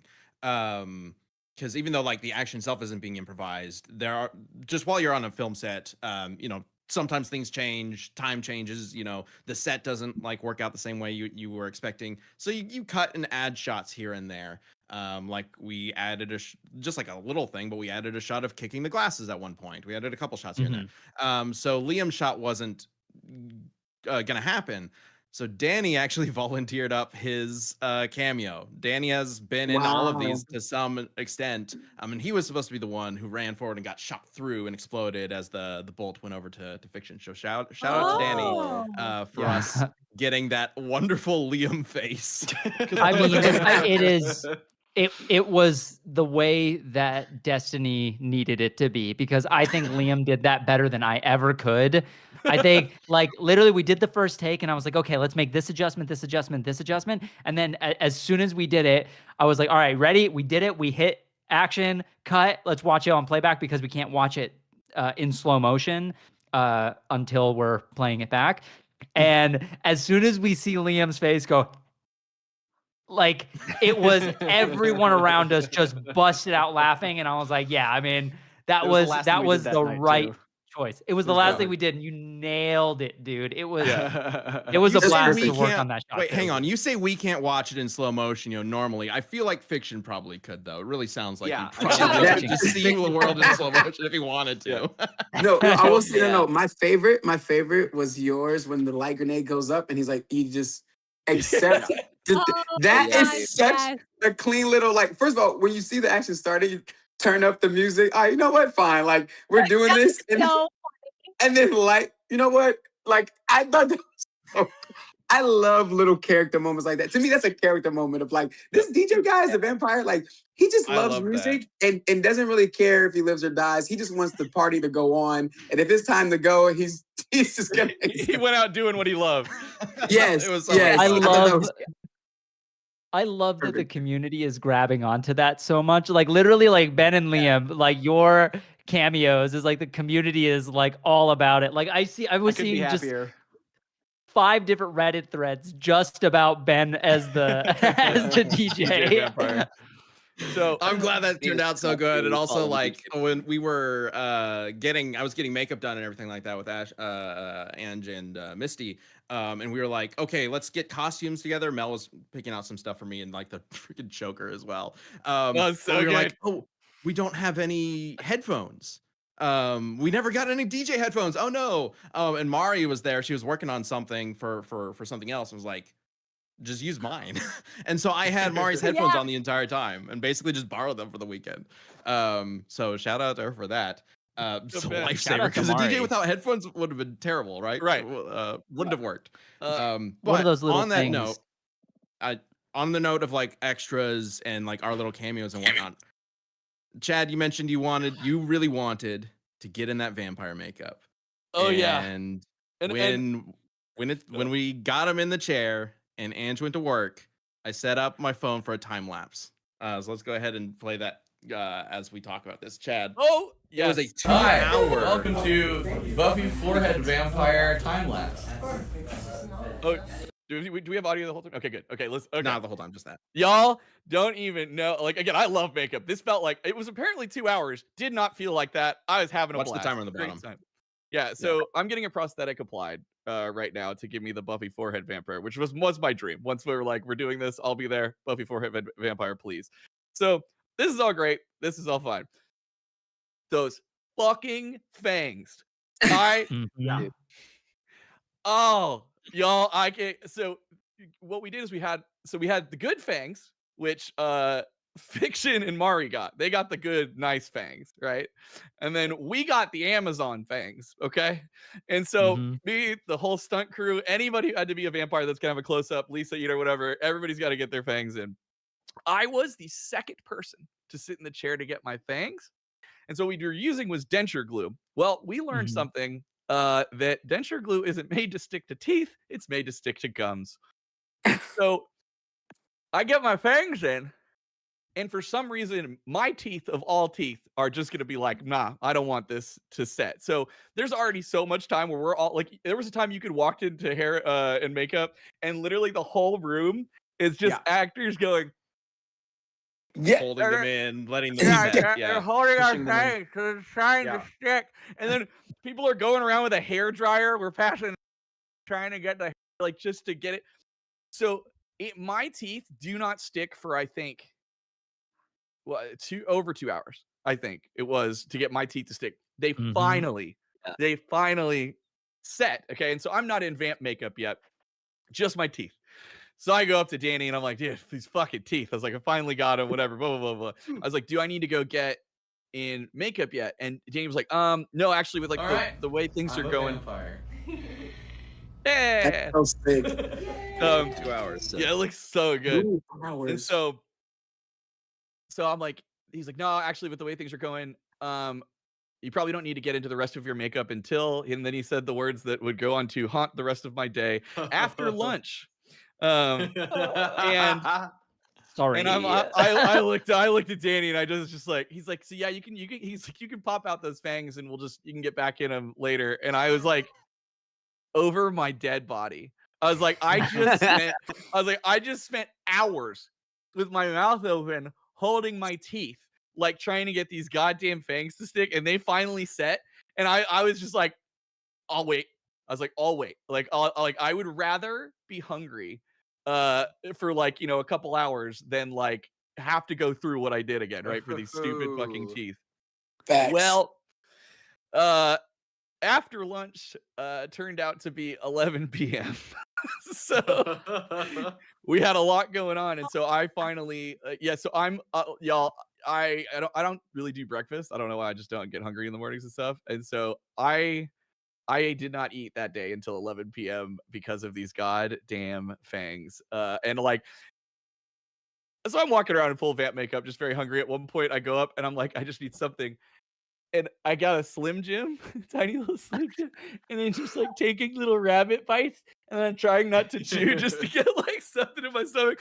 Mair's like, I have a protein shake. Are you okay? And it was like, it had lactose in it, which I'm kind of lactose intolerant. So I was like, no, but that was so sweet. Thank you. And so like, dude, that I'll tell you. So it's like, we finished shooting my scene and I go up to Danny and I'm like, are we good? And Danny the whole time is like, dude, just go eat. Like, don't worry about it. Like, even we'll shoot without the fangs. We can have your mouth closed or whatever. I'm like, no, dude. I'm like, You're like, hell no. Yeah, yeah, exactly. I was like, I want to do this. Like, it's gonna be okay. And so finally, I'm just like, we're done. He's like, I think we have everything. I'm like, are you sure though? Like, I'll wait. It's fine. And then he's just like, no, dude, go eat or whatever. And I took those fangs out and I had this giant slice of pizza. And it was just glorious. I was just walking around and said, oh man, that was like the best pizza of my life. But all of us trying to get those damn fangs in. You had the most trouble. And Tyler had another story like that too, because during his scene, Tyler was like, all right, well, literally just like the bouncer literally was standing there. Tyler, you want to tell your, you remember? Go ahead. I forgot. So Tyler's has to be the bouncer. So he comes up, he's got his, he comes down with his costume and his pompadour, and we're ready. We're ready for vampire. We're ready for vampire bouncer Tyler. And literally we're getting the takes, and I'm like, all right, cut, great. Let's move. And as soon as I'm about to say something, Tyler comes up and he's like, hey dude, the teeth just fell out. Like, I need to get these put back in. And I was like, we don't need to because we already got it. Moving on. We're shooting the back of your head now. So Tyler didn't have, he probably would have had to deal with the same thing as you, Chad, except he didn't have to put them back in afterward. They just fell out and they were gone. Just shoot me prime. We're good. I got no face. But that's it. I was so happy to get to do all the makeup and to do that stuff. And I just wanted to bitch about the face because everybody, like Lisa put on my Instagram, I put up a thing and she was like, oh, that makeup looks so great. And I bet it definitely didn't take like forever to get those fangs to stick. Here's the thing. It depended on the person. First time I got my fangs in, it was a little awkward at first, but like 10 minutes, I'm good. Yeah, it was just fine. The second time I got my fangs in, it was a bitch. So like, it's like, I've got this. I don't think my mouth changed between days, right? But it just depended, I guess. So it just depended. Yeah, should have just opted for the more expensive fangs. Yeah, all of the vampires trauma bonded over getting our fangs together or having to go back up because one fell out. And that was it would because I think I'd have them and then one would fall out or something and I'd have to go through it again. Yeah. Oh my god! Because how are your fangs? I know you had to hold them for a bit. I was the same when you said everyone. We're all sitting there. It's literally that was like Fang Village of like, oh, you too? Yeah, cool. It's weird. It's one of those things where you don't think. Okay, at some point, because we had to hold them for so long, I'm like, are these ever gonna stick? And then just out of nowhere, after about however long it takes, 30 minutes, whatever, they're just in. And you're like, Yeah. oh, I guess they will stick. At first, I'm just like, oh, they're gonna keep, oh, they're still loose, still loose. And then, yeah, like I said, before you know it, they're in and it feels fine. But yeah, the sitting there and doing this, my lips are getting dry. I can't clear my mouth. I'm talking like this. Yeah, that one was same way. It's like I don't even want to eat or snack or anything unless I'm done because I don't want to put these back in and do this for 30 minutes. So yeah. Yeah. You know, it's so funny. No, sorry, go ahead, Chad. Oh no, go. Tell me what you're saying. That's fine. I try so hard with these things, you know, after we do so many of these kind of battles. Like I try to keep our actors' comfort in mind, which is why I'm like, all right, I don't want, you know, them both wearing leather jackets for the whole fight. That's going to get hot. It's going to be uncomfortable. Let's lose those as quick as we can. Let's lose the glasses as quick as we can. Let's try to find a way to make it so they're as comfortable as possible. And I'm like, yeah, the fangs, that's not going to be that bad. They'll just pop in and pop out. No big deal. They'll just, you know, no issue. And then like, literally I hear about like, oh no, the fangs were a nightmare for literally every person, no matter how expensive or cheap the fangs were. And I was like, God damn it, dude. Like no matter what we do, we're going to hit this snag somewhere along the road. We had to send a runner out for denture glue. For more denture glue. I think twice, at least once, but I think it might have been twice. Because we burned through so much of it. But shout out to Angie on the makeup. Like, oh my God. Such a good job. And you saw the whole time lapse there. We got to get that to Angie. I'm sure she would want that. Oh yeah. Shout out to Angie and Missy Chad and Lance Sachi. Got that makeup and looked so good. It was Vlad and a bunch of and people to do Vance on that day. Like it was a conveyor belt of people coming in getting vamp makeup. Yeah. 30. Yeah. Wow. For a team of 3. And it wasn't like a team like Misty's on hair, you know, and Angie's doing the makeup and they're just, you know, bouncing off each other and you have to let the makeup set and like any of the silicone, you know, or any of that stuff and then the teeth and pumping them all through and still be able to make our day. Like that is a crazy task and they pulled it off like and we had Sachi, who was the one on the teeth. She's a part of the R Hatto from Brotherhood stunt team. Actually, she's with that team, and she was able to come in and help with the fangs. And from what Ange was telling me, if it wasn't for Sachi being the one who's kind of babysitting the fangs for everybody, like we would have had problems there. So she came in real clutch during that whole thing. Oh yeah. But also, I'm sure she came in with the same thing. Like, oh yeah, I can pop the fangs in for people. And it was like, no, you do not know the Herculean task that is before you. Like, we were all discovering it as it went. So yeah, nobody knew. Sorry guys, just like I gotta go grab my food. Do it. I haven't eaten all day, but I'm coming back. Is that okay? Did I come back? Yeah. When you come back, there is a clip that I definitely want you to see, and we'll get to that. But go ahead, Chad. Okay, perfect. Take your time, Fikshun. All right, Fikshun will return. All right, so thank goodness he's full gone. Makeup. Yeah, so I'm in. Now so I'm in full makeup out of the fight. Yeah. So I'm in full makeup pretty much all day long. So after lunch, I go and I get all done up, right? So that it's because it's like whenever we're ready for it, let's go. Because originally I think I was going to be in like the sidelines and kind of be like around like part of one of the fight scenes. But then they needed one more body to do a part of the stunt when Buffy's murdering everybody. And so Danny was like, do you want to do the stunt or do you want to be on the side? I was like, yes, stunt. Throw me, whatever. I knew you were going to say yes to that, so I was prepared for it. Right, which is why it ended up being so much later in the day. So anyway, so I'm in vamp makeup for most of the day. So I'm just walking around having fun with my makeup and whatever. And I have a funny story that Tyler and Mair know, which is I stepped out back for a quick second to partake in a little bit of nicotine. I was going to be a little bit of a vape-pyre. And so I'm doing this, and a homeless man in this back alley walks up to me and he looks at me in full vampire makeup, right? Fangs and all. And he just goes, hey man, can I get a cigarette? And I'm like, I don't have one. I'm sorry. He's like, nah, man, really? Like, can I get a cigarette? I was like, I don't have a cigarette. And then he's just like, hey, let me get a hit off that. And I was like, no. And he's like, no, come on, man. Like, let me get a hit off that. I'm like, no, dude. But also I'm in my mind, I'm like, this man is not even phased that I am a full-on prosthetic vampire right now. And Vegas, then baby. And then he just looks at me and he just goes, you make me sad. And then I'm just like, I'm sorry, man. I'm just not going to let you do that, you know? And then he's just like, you can get me water though, right? And I was like, I will happily get you water. You know, it's Vegas. It's hot. Like, you know, he's living on the streets. So I go up, I grab a bottle of water, come walk it back out, and I hand him the bottle of water. And he's like, thanks, man. And he turns and he walks. And as he's walking, I see him take a drag off the cigarette he already had and had lit when I went to go get him water. Like, I don't. You were there. Did I tell you? Were you there when I told that story, Mair? Or was it just Tyler? Okay, yeah, because I remember. I remember that now, and it's just It's Vegas. at Vegas. Yeah, Yeah, I wonder what it is. what it makes me think about is like, what has he seen? You Yeah, know, yeah. like what? What has that things man he seen? I mean, he's He doesn't even downtown phase- oh, Vegas. another vampire. Yeah, You know, Yeah, and, like, downtown is there's chaos downtown. Yeah. yeah. It just Back It's alley like it's a wherever day you off. want. Can't Yeah. That's so funny, dude. That's so funny. From top to bottom, like it was such that.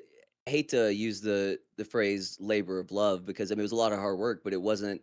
I don't know, from top to bottom, even like when the hours got long and you know everyone's tired from the fight scenes and stuff, and it's like this on all the Ismahawk sets that we do, and certainly all the death battles we've done together. The entire time there was nobody that wasn't smiling, even at like hour 15 or 16. And like, you know, if people are hungry or just exhausted from carrying gear or fighting or whatever, just everybody was laughing and joking and just having the best time. And I think that's one of the reasons that everything is so cohesive and it flows together because everyone's so like in it to win it on this one. It was just so much fun, man. It was easily the biggest set by far biggest set we've had for Death Battle, you know. Oh, yeah.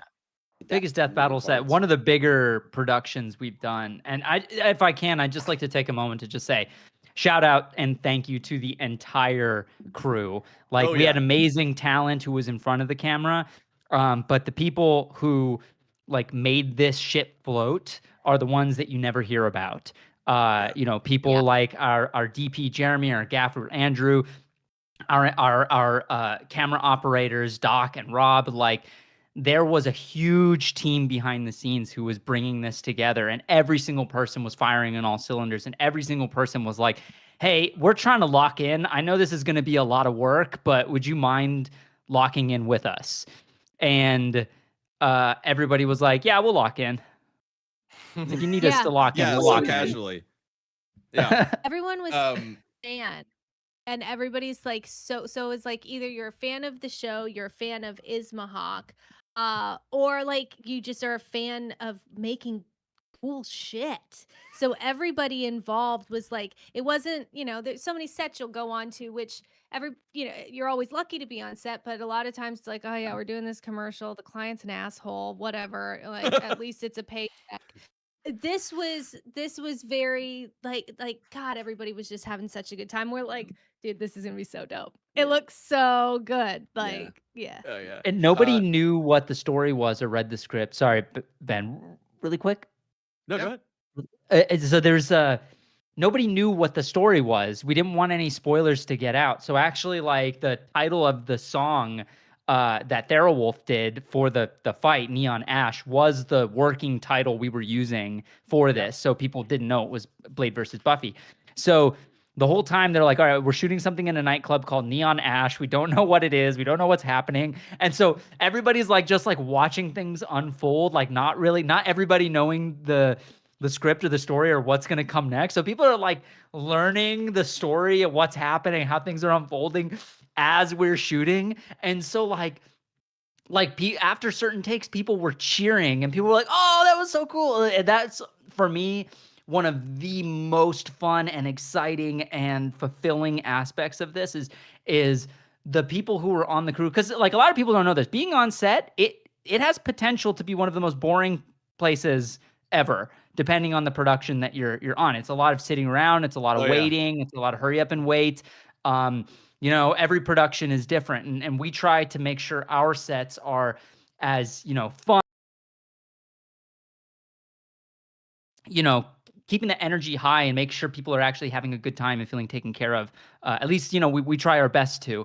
And it's always rewarding when, you know, something happens and I walk over the monitor to see playback and I see everybody standing by the monitor just like smiling and laughing and like, oh, that was awesome. And it was like, was it? I'll go watch playback. I blacked out. I think. Oh yeah.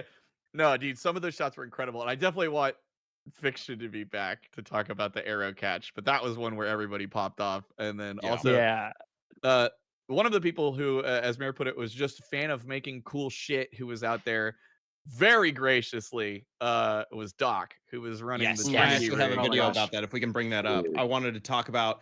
Okay. I saw some people in the chat asking. There was a super chat about like, oh, this looked like really professional. Did you guys do a whole Kickstarter or anything for it? And like, technically, this is kind of part of the Death Battle Kickstarter, but the entire budget behind this rig by itself basically was like the entire budget of this thing. So everybody brought their A game and brought stuff like this, the Trinity. Danny, do you want to talk about Doc? Yeah. So Doc is actually from Austin. He's an Austin filmmaker, and he runs this rig, which is called the Trinity. And without getting too technical, it basically gives a lot of options. It's essentially a Steadicam, a jib, and a gimbal all in one. And the special features is that it can roll 360 degrees. And or no, 720 degrees. It looks like a Squiddy from the Matrix. Like yeah. And it's a specialized tool. Like you need to be like specialized in order to operate this thing. And I met Doc through a mutual friend. We were talking at a premiere of a movie that we worked on, and he was like, "Yo, if you guys ever need anything, like I'm down to come out and play." And I was like, "Well, I got this thing. It's, you know, we definitely don't have it in the budget to hire you. But like if it's something you're interested in coming out and playing for like a day or something, like I'd love to have you if you want." And he was like, "Oh, bro, I'm in." And just like the coolest, chillest, most talented dude. And there was a couple times where he's like, all right, like I want to get you the shot that you want. And he's like, are you happy with that coverage? And I was like, yeah, that looks good. And he's like, do we have time to get one for me? And I was like, yeah.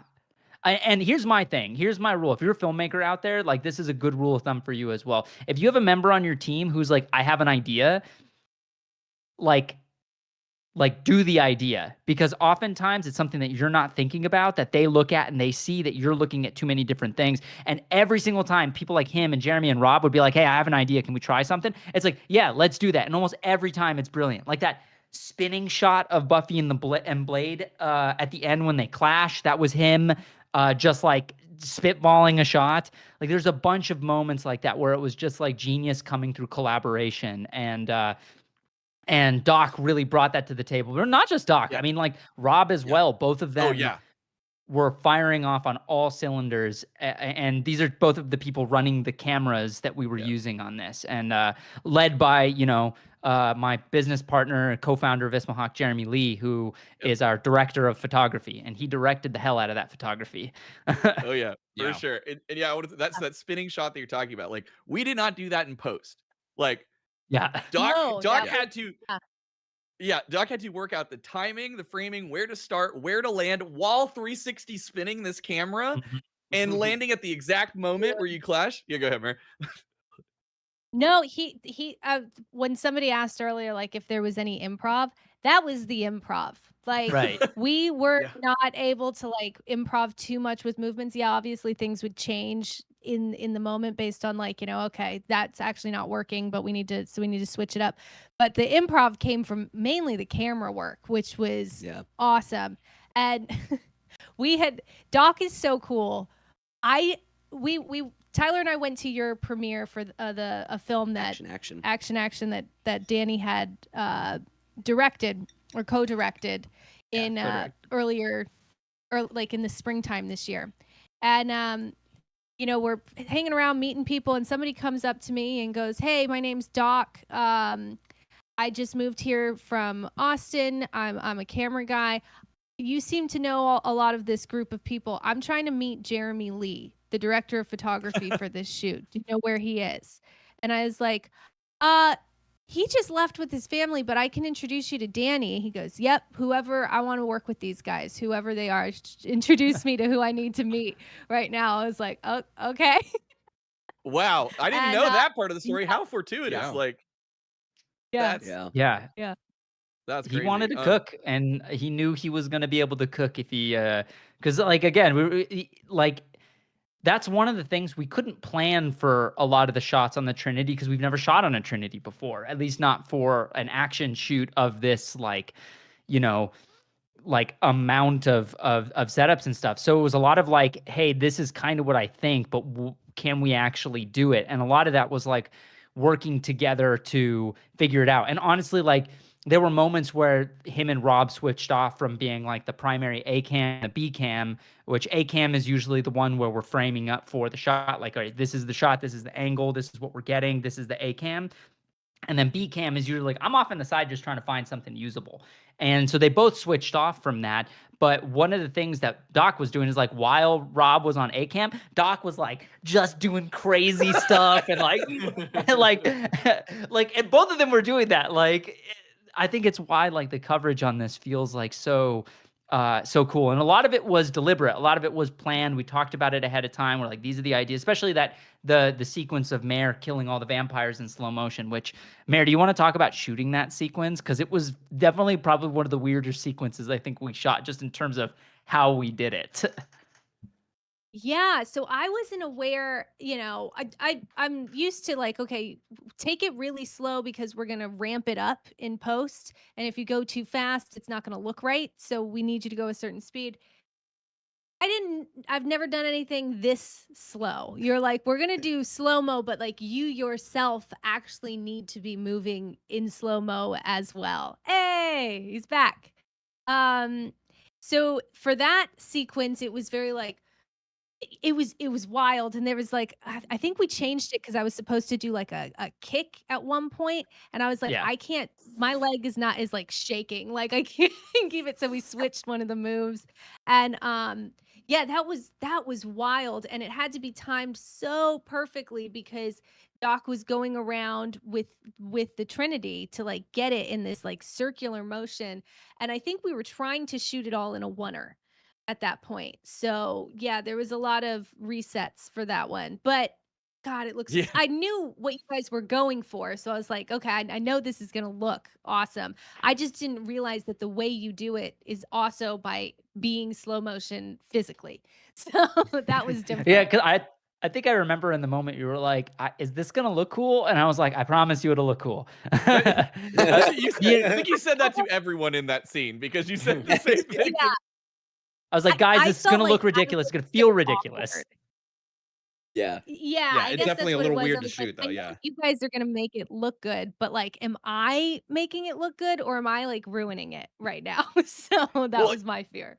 And coming in on that, it was so weird because I'm like, okay, I see where the framing is. So this is when I need to start coming in because we had to figure out the timing of like how we're moving in slowly and when to be like, right. And then, but you're still slow the whole time. And then the one that I blew one take, I know because I would we get double headshot by the arrow, right? So I get slow-mo bumped into boom, boom. And then I'm like, oh, I'm dead. And so I just fell. Right. And then I go, fuck, I have to fall in slow motion too. I think that's the take I used, Chad. What, the one where I fell fast? I think so, because it looked really good. Okay, that's you actually felt so good in that.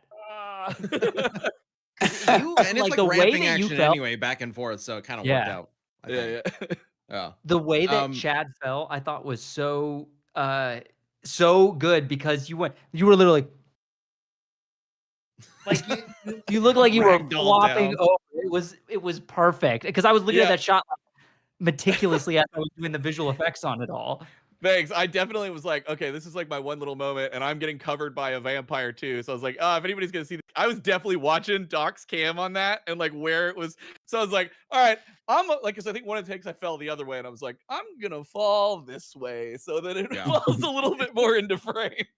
100%. We're getting close to the 2-hour mark here, so we got to start wrapping up pretty soon. But there is one more like big thing that I've seen some people in chat also asking about, so I definitely want to talk about it, which is the breathing gun, the weirdest weapon we brought into this. Yeah. So Liam, can you tell me a little bit about like what it was like deciding to bring this weapon in at all? Like, why do it? Well, it was something that it's an incredibly powerful weapon. It's visually, it's one of the coolest looking things that we could create, and it was something that we were able to create. It also gelled well with the verdict. It was something that we could like use to build our verdict for Buffy's victory, which a big point of that is that it could deflect magical projectiles like the breathing gun bullets. And it was weird body horror stuff. So there were a lot of reasons why it made sense to include. And I'm so glad that we did. My God. Absolutely. But it's never been done before in like a live action thing. So like Danny, what the heck was that thing that we ended up with? So there was really fun designing that because like all we had to go off of was like a couple of comic book panels of like a skin gun kind of thing. And so I actually talked to Harry, who was the one who created most of the custom props for this. Like he basically designed them all in ZBrush, he 3D printed them, he sanded, painted them, all the whole nine. And one of the ones he spent the most time on was the breathing gun, which a lot of people don't know this had a working trigger in it as well. So like the trigger actually did work. And he actually took a lot of inspiration from like H.R. Giger like designs. And he designed the whole thing meticulously. And then Angie, special effects makeup artist, went and actually painted the whole thing. And then once we got into VFX, I went and added that like layer of skin and made it like throb a little bit. And I remember when I handed it to Fikshun for the first time he saw it, he was like, "What the hell is this?" And I was like, "That's the breathing gun." He was like, "When does Blade use this in the movies?" And I was like, "Oh, it's a comic thing." This like gross like skin gun. This like muscle tissue and veins and stuff. Yeah, it looks cool You got the though. interior too. You got the cross section. So a part of the fight is Yeah. Buffy cuts it in half, and so there was a model that you guys made of the interior, right? Yeah, I talked to Harry about it, and I was like, it should look like when it gets cut in half, it should look like it's like a living creature. So like, with bones and maybe some organs that fall out. And so he actually went and he gave it like a little rib cage. If you look, it's got a rib cage, it's got a spinal column. And then we added that crevice in it, and then on the day, Angie poured a bunch of blood inside there. So as soon as we hit action, Fikshun literally went, and then blood just glooped out, just Every warped take, out. more blood from Danny. More blood. Yeah, more blood. Fill it up, more blood. Honestly, we could have done even more. We could have gone. We should have done more. But leading up to it, of course, we had to get the shot of Mair as Buffy taking it on. I do want to show the clip of Mair versus Gun. Oh yes. Bring that up. Oh, this is so good. Yeah. He's fine. That's what it Hey, looks like in the fight. That thing looks good.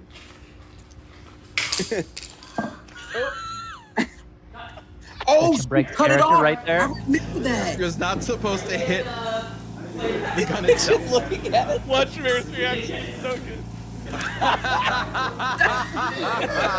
I literally said, "All right, Mair, just whatever you do, don't get too close to it because I don't want you to actually hit it because it will break." And she's like, "No problem, I got this. And action. Here's the thing. Yeah, literally. Just do not. Yeah, clean off. Like it was. It is perfectly where we needed it to be cut. Yeah. Oh, here, listen. Mair, what did you just do? You can see Harry right there in front in the black shirt. He's actually trying to fix it right now. See, this is the one that's supposed to be the broken I gun. felt so bad. We don't need it. We killed the real No, guy. but it's so funny because it was the last take, so we didn't need it. I was like, "Oh, this is no big deal." I actually used it. If you watch the edit, you'll see that's the shot we went No, with. I think it actually Wow. worked out so well because it actually feels like it lands, right? And I think this is Yeah. also a great example of what you guys have been talking about like what it was like being on set. Because this was something that technically wasn't supposed to happen, but it happens and everybody's just like, that was fun. Like, that's amazing. And then we end up using it anyway. So like, I think this whole sequence was such a perfect encapsulation of what it was like being on set. Mair's reaction, it was so incredible. We all were just joking. But go ahead, Mair. My favorite was Fikshun's reaction on camera that you guys like that being recorded, because I know we couldn't use it because it's not the right character choice, but it was so amazing because he like looks at it and does like this double tip. He's just like so confused. Like, how'd you do that? Yeah, like it was a clean. I've cut a lot of things in my life, guys. It was one of the cleanest cuts I've seen, and I'm thinking to myself, like, I know that wasn't supposed to happen, but at the same time, can we use that? Like, it's he did it. It's in the script.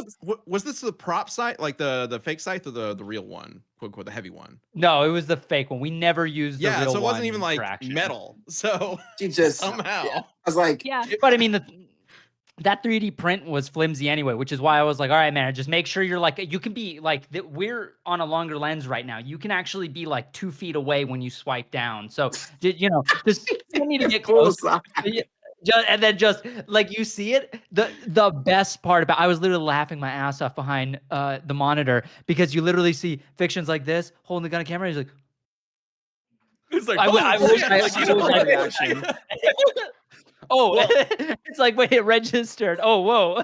Yeah. Well, remember, I remember you telling me, Mair, why that happened in the moment. Do you remember? Like, why it ended up hitting the gun?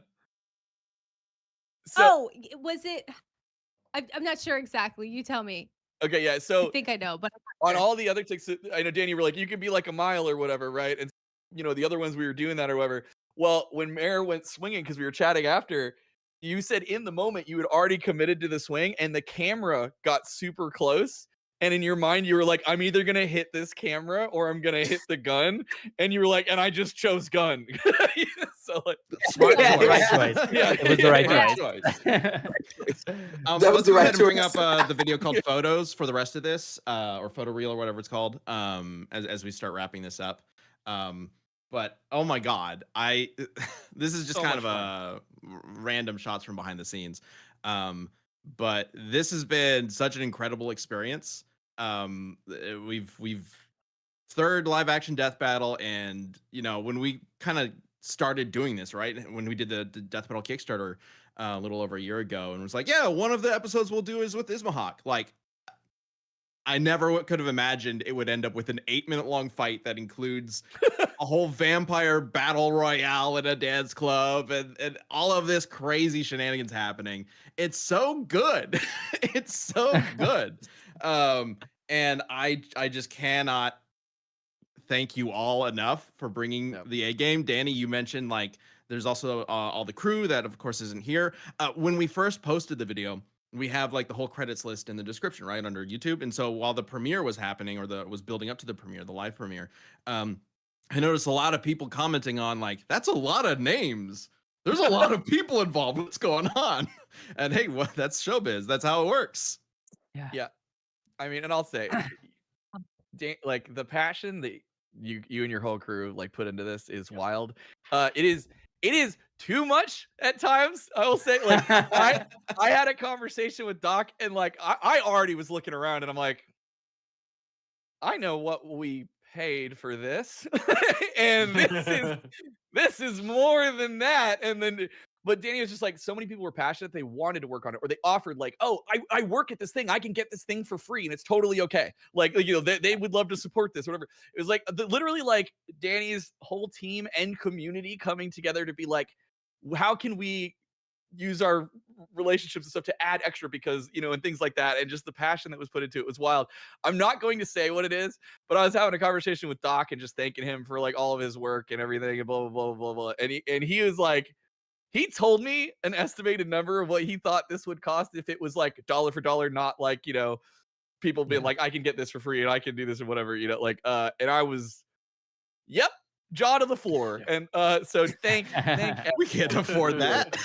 Yeah, right. And it's like, and I know it's because partly, you know, Danny, you guys like to, it's your moment to flex, right? You know, you want to show the community, and this is what we can do now. You thought that was cool before. Yep. Yeah. But yeah, You didn't like the way our last one ended? All right, we're gonna have a minute long dramatized, drag this one out. But no, Oh my it's like God. we've been working. Okay, go ahead. When you guys were like, I was in a script meeting with Liam and Danny, and you guys were like, and then he cuts his head off and it explodes. I'm like, Yeah. dude, YouTube's not gonna like that. We're a YouTube show, guys. But these guys were adamant. No. We gotta make this gory. We gotta make sure we include it. And so You do we the bat, went you as do far as we blurry, could. Yeah. Big old pillar of blood shooting out. That's all I wanted. Hiro Yeah. Kurosawa, like Seven Yeah. Samurai anime style, like make it over the top so it's fun and not like, hopefully people have more fun with it than it being like this super like, too like overly violent kind of Yeah. vibe. Well, I can say, because I don't know if I've actually mentioned this to you yet. So far, YouTube has not had a problem with it. Everything's good. YouTube is currently dealing with another problem where, like, if you have an ad block on your browser and you watch a video, it doesn't count your view, so everybody's views are down. That's a whole different thing. But you can go look up stuff for that. So yeah, that's why views are down across YouTube. Oh well.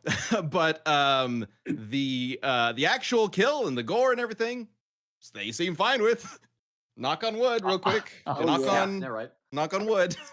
Yeah. If I can just add to something that said earlier, like it's so cool. I was telling this to Tyler and Mair, and I actually said this to you guys too, Danny, and like when we were before I left, like this has been my favorite project I've ever done. And I love how it turned out. I knew it was gonna turn out great because of the people working on it, but I love coming to set and wanting to give my all to something. And it doesn't not happen, but very rarely you have a set where everybody wants to do that. Like everybody wants to bring the project and the idea to life. Like there's no egos, there's no like no, I want to look cooler here, this and that. It's like, no, we want the best for everyone and for everything to look good cohesively. And even down to the cameraman Doc, like I'll say if anyone was freestyling sometimes, it was Doc going, let me play. And like he does a shot that like is cool. And you're like, yes, like everyone's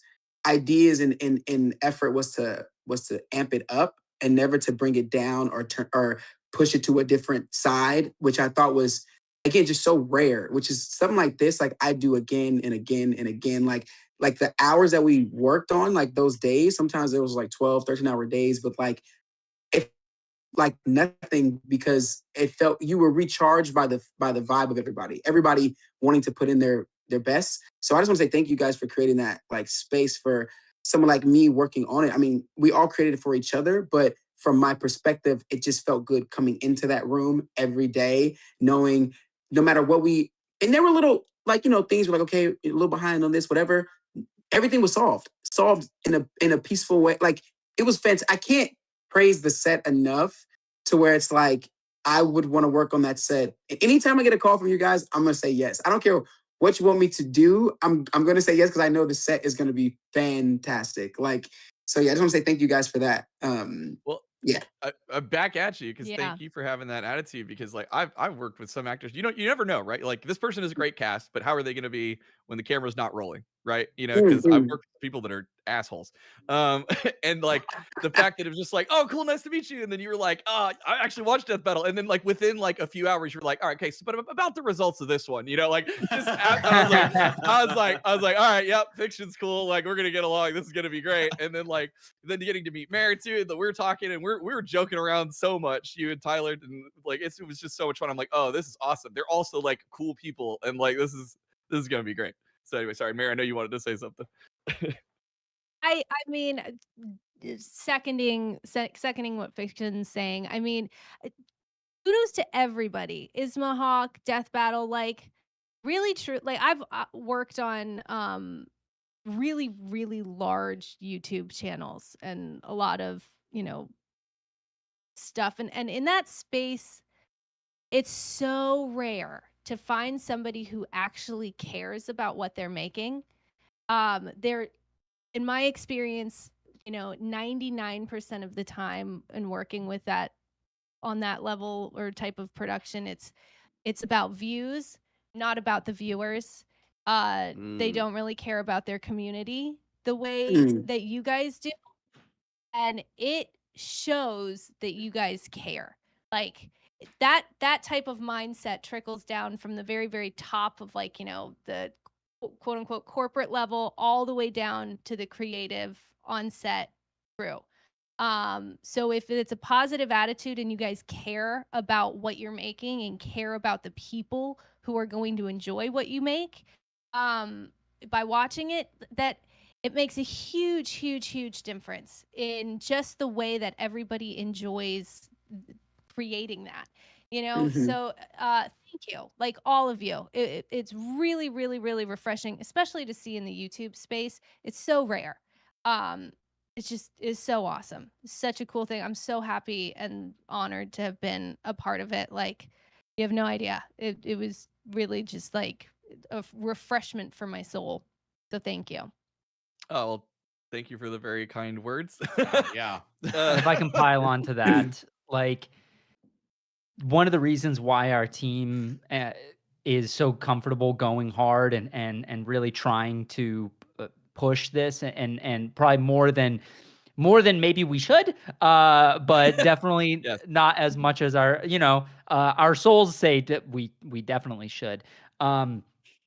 It's y'all create an environment of creative empowerment, and it's not just with the live actions, it's with the animated side too. And I've got to sit in on a few animated meetings, and I see that, and I've gotten to experience it from the live action portion. But you all really cultivate a community of creativity, and you say, and you look for that, and you empower your creatives to, if they have an idea, there's something that sets their soul on fire, you say, yeah, you say yes to that.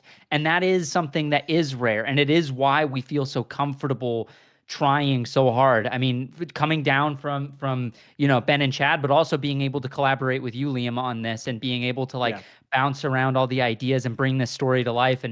And I've seen comments on Reddit saying that people really enjoy the way that we set this up. And I was afraid that people were just going to say, hey, just put the fries in the bag, bro. Why are Blade and Buffy not fighting? It's been 4 minutes. But it seemed like people were receptive to that. And that was like a kind of a creative risk that you guys could have said no and put the kibosh on it instantly. But instead you said, no, I think that could be cool. Maybe we should do that. And it's why working with Death Battle is one of my favorite things to do. As soon as you guys called us after the Kickstarter, I said, yes, emphatic.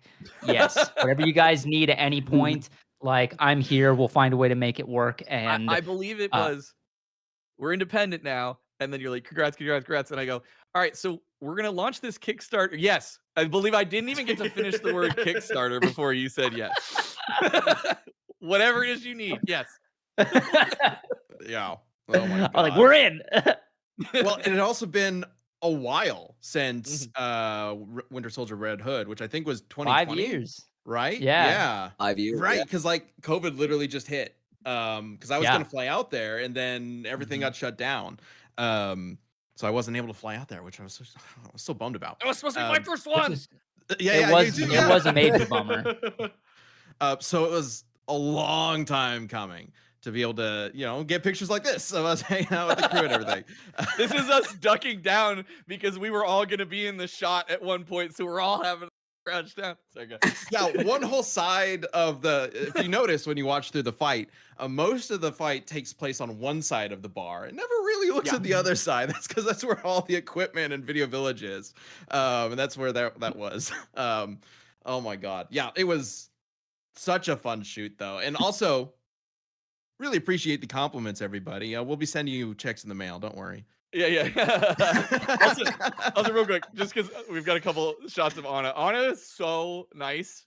This is my first time meeting her. She's so nice, so funny. That is her old school uniform, by the way, that she somehow still fits into. Which is wild. But I didn't even know that. Yeah. But she was great. She used to go to school in Korea. Oh yeah. Okay. so kind, so sweet. But like, and then I started realizing that she's also hilarious because she walks up and she just goes and she showed a couple people her phone. She showed a couple people her phone. She gets like to me and she shows me her phone, and it's her in the full outfit with just a big smile on her face. And she's next to the disco pussy logo, but she had the person taking the photo cut out disco. So it's just this sweet girl, and it just says pussy. I almost put that in this. Then I was like, YouTube might not actually like that. That's gonna get us. Keep pushing it. Oh, look at this K-pop band we got going on here. Sorry. Yeah. I mean, DJ can Funky we Fangs. can we take a second to shout out our supporting cast for this? Like, Oh yeah, that's, yeah, Anna, Mari, you guys, like all of our stunt guys for the R Hat Orphan Brotherhood. I mean, Mari went fucking hard on that monologue. Yes. I have to do that. Yeah. Also, here's She Jay with the absolutely came to broken party. table afterwards. She worked so hard Yep. on. Each perfect panel timing. had logos in it, by the way, from different groups. Our Hat, Ismahawk, Death Battle, etc. So All right. I have a question. I have a question for Death Battle. yeah, And it's just like it because seeing the live actions and stuff, and especially this last one, like when are we getting a Death Battle movie with like live action cross, like Thanks for asking. a battle Yes. royale of like, bring people come back, old winners, and like have rematches, have mixed matches, like that would be, in my mind, I'm thinking that'd be such a cool little like Civil War-esque, like the Death Battle movie. I just mean, you know what? Maybe we'll talk Fikshun. Maybe we'll talk. Yeah. Maybe we need to start working on something. What characters would you want to bring back, just out of curiosity? There's maybe a couple, one with a sword. Nightwing, probably. Look, come on, reprise a couple roles. That'd be kind of crazy. Hey, Winter Soldier's Gremlin still with walking the- around somewhere. You gotta Yeah, grow your Winter hat again, Soldier. though. Probably good. Gremlin mentions with the super chat, I got into Death Battle around the same time I got into Smosh Games, so seeing Mari in the video was such a treat. Thanks all for getting her. Yeah, that was Mari is awesome. Yeah, what a surprise cameo. There were a lot of things about this fight, like leading up to that. I was intentionally saying, like, all of us were talking about, like, we got to be, we don't want to show too much, right? We got to keep like the promos and stuff like quiet and whatnot. But like announcing Mari was one of those things where I was like, should we mention that she's in this? I feel like people would want to know, but also that kind of gives away what's going to happen at the beginning. But yeah, I think it turned out great. Yeah, also absolutely hilarious. There was a clip we played earlier. We were talking all over it, so I don't know if you could hear, but like, she's having to lay down on the debris while the camera's getting set up. So I'm just like, hey, what's going on, Mari? And she does this whole improvised little bit for a little bit. She was awesome, and then she ended up getting like an eye infection or something, or like her eye was like really red, and then she didn't want to didn't want anybody from makeup to like potentially like get an This infection. was the last day of the shoot, I believe. Yeah, like last day of the shoot. So she said It was actually day 3 that happened, day and 3, that is Her last why day. day 4 ran long, is because we had to take that scene from day 3 and we had to add it at the end of day 4, which was like a huge curveball. That's the thing about filmmaking. People don't realize, like, it's alive, dude, and it's constantly changing. And no matter how much you prepare, you cannot prepare for somebody potentially getting an eye infection and then having to bounce, and then that kind of before their scenes are fully complete. Like, you have to try to find a way to roll with the punches. And that was definitely like probably the most high stress moment of the entire thing, being like, how are we going to recover from that? Because we didn't finish shooting all of Mari's stuff. And thankfully, she ended up being A-okay. But that was definitely one of those moments where I was like, oh, man, like, well, we're just going to keep on rolling because the train can't stop. But that is a snag. Aaron, get ready to wear that wig even more. Yeah, literally, dude. And then what she did, because then she didn't want hair and makeup to have to work on her because, potential like eye infection or whatever. So then the first half of the next day, Mari had set up in her own little station and with a mirror and had to recreate her own makeup from the makeup artist from the previous day. Crazy. Which she did. Yeah. Great job. She's so good. Yeah, I don't know absolutely. how It she was, pulled that off. That was great. yeah, it was wild. I was Mari's a very real impressed. one. Oh my gosh. Yep. Just Well- super dedicated. Yeah. I mean, like everybody was. And just to kind of, start putting a bow on this, because wow, appreciate you guys, for one, sticking around so long. around for over 2 hours talking about this. Oh my gosh. But I also want to say, like, everything you guys have been saying right back at you, like that positive energy would not be possible without everybody here, everybody listed in that list of names, in the credits, being willing to buy into that and like be a part of that energy. And I do think like Death Battle would not work if we not only didn't encourage, a sort of a creative openness to the show, but also if we didn't find people like you guys who were all on board for that. Because there are so many people who would just be like, they would come onto this and go, okay, well, just tell me what to do. Just give me the script. I'm gonna do it. The end. A, B, C, done. But getting people like you guys in this who are willing to like not just put in the work, but put in the creative work and some of yourselves into it and make it something special from your end. Like, I don't know. I feel like that's an incredibly rare thing, and something that's really important. And I appreciate that so fucking much. So thank you all so much. Everybody watching this right now, whether you're watching this live or later on, because it is very long. I'm sure several people have had to duck, and we'll catch up on this later. Check out Fikshun. Check out Mair. Mair, your channel was That Girl Mair. What's it now? Forever Forward? Forward. Ever EVR _ FWD. Ever Forward. We should check out Ever Forward. Yes, they do have a podcast with Fikshun that they just aired recently. Also talking about this, and there was some stuff there that we didn't cover here, so check that out. And of course, Fikshun on everything. I mean, you'll find them. FIKSHUN, you'll find them. Yes, and sir. then Ismahawk. Oh my gosh, just go check out. Just look up Ismahawk and look at the plethora of things that they've made, including another thing with Mari a couple years back. So if you're interested in seeing that, go check it out. Also, behind the scenes video coming soon on the Ismahawk channel. Coming soon. Awesome. Ooh, yes. I'm working on it as we speak. It's a little longer than anticipated.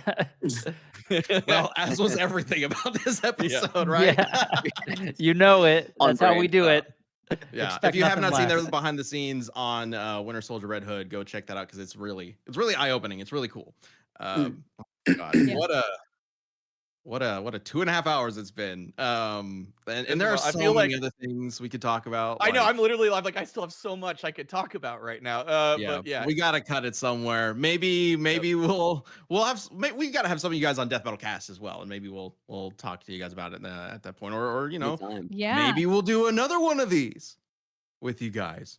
Ooh. Wow's in the chat if you want another one of these. Wow's in the chat. yeah. Wow's in the chat. Wow. Wow. Another is Yeah. Don't do it, Danny. Don't do that. Also, to the people watching live and everybody watching the VOD too, like, thank you all so much for supporting the Kickstarter. This was a huge goal for us, and so like, y'all made this happen. Like, we've been wanting to work with Ismahawk, again, as like, if up to us, it would be maybe multiple times a year. But like, yeah, I mean, this is a huge thing. It was a huge goal. When I told Danny the number, he was like, can't we make it lower? Because he really wanted to do it. And y'all blowing that Kickstarter out of the water, made this happen. So thank you guys. Because we've been talking about this for 5 years. Yeah. We've been talking about doing this for 5 years. Ever since Winter Soldier Red Hood, was done, we were like, okay, when's the next one? And we would like God, it's been start 5 planning years. it, It's and then it crazy. wouldn't work out, or something would happen, or the world would We shut almost down did from 2 a more. big. Yeah. So What it's back been a when you guys long were time still under coming. Rooster Teeth? Yeah. Yeah. We were so got- close we to got doing things in another the one, works. and then Rooster Teeth shut down. It was like. Yeah. It was like the world was against us. So thank you all so much for helping support that. And we're going to keep this going. Like, this is not the last time we're working with them. Absolutely fucking not. Are you kidding? Never. Ismahawk will return. Yeah. All right.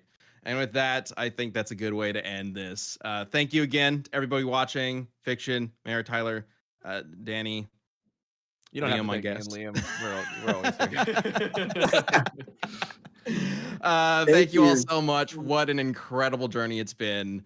I want to be Here's to the back next on set one. right now. Like, Right. Here's Let's to do the- a second Kickstarter. Let's make it happen. Oh, Maybe, there we- should we do that? I mean, maybe we'll do that. Well, we'll let lot you of guys wows in know. chat. Yeah, everybody in chat. the comments, let us know not just what the next live action fight should be, but like if we did a Kickstarter to like make sure we could hit that level of quality, would you support that? Let us know. All right. And with that, take care, everybody. Go check out Blade vs. Buffy if you haven't seen it for some reason and watched through this whole thing. I don't know how you would have done that, but surprise, it does exist. Yeah. All right. Take care, everyone.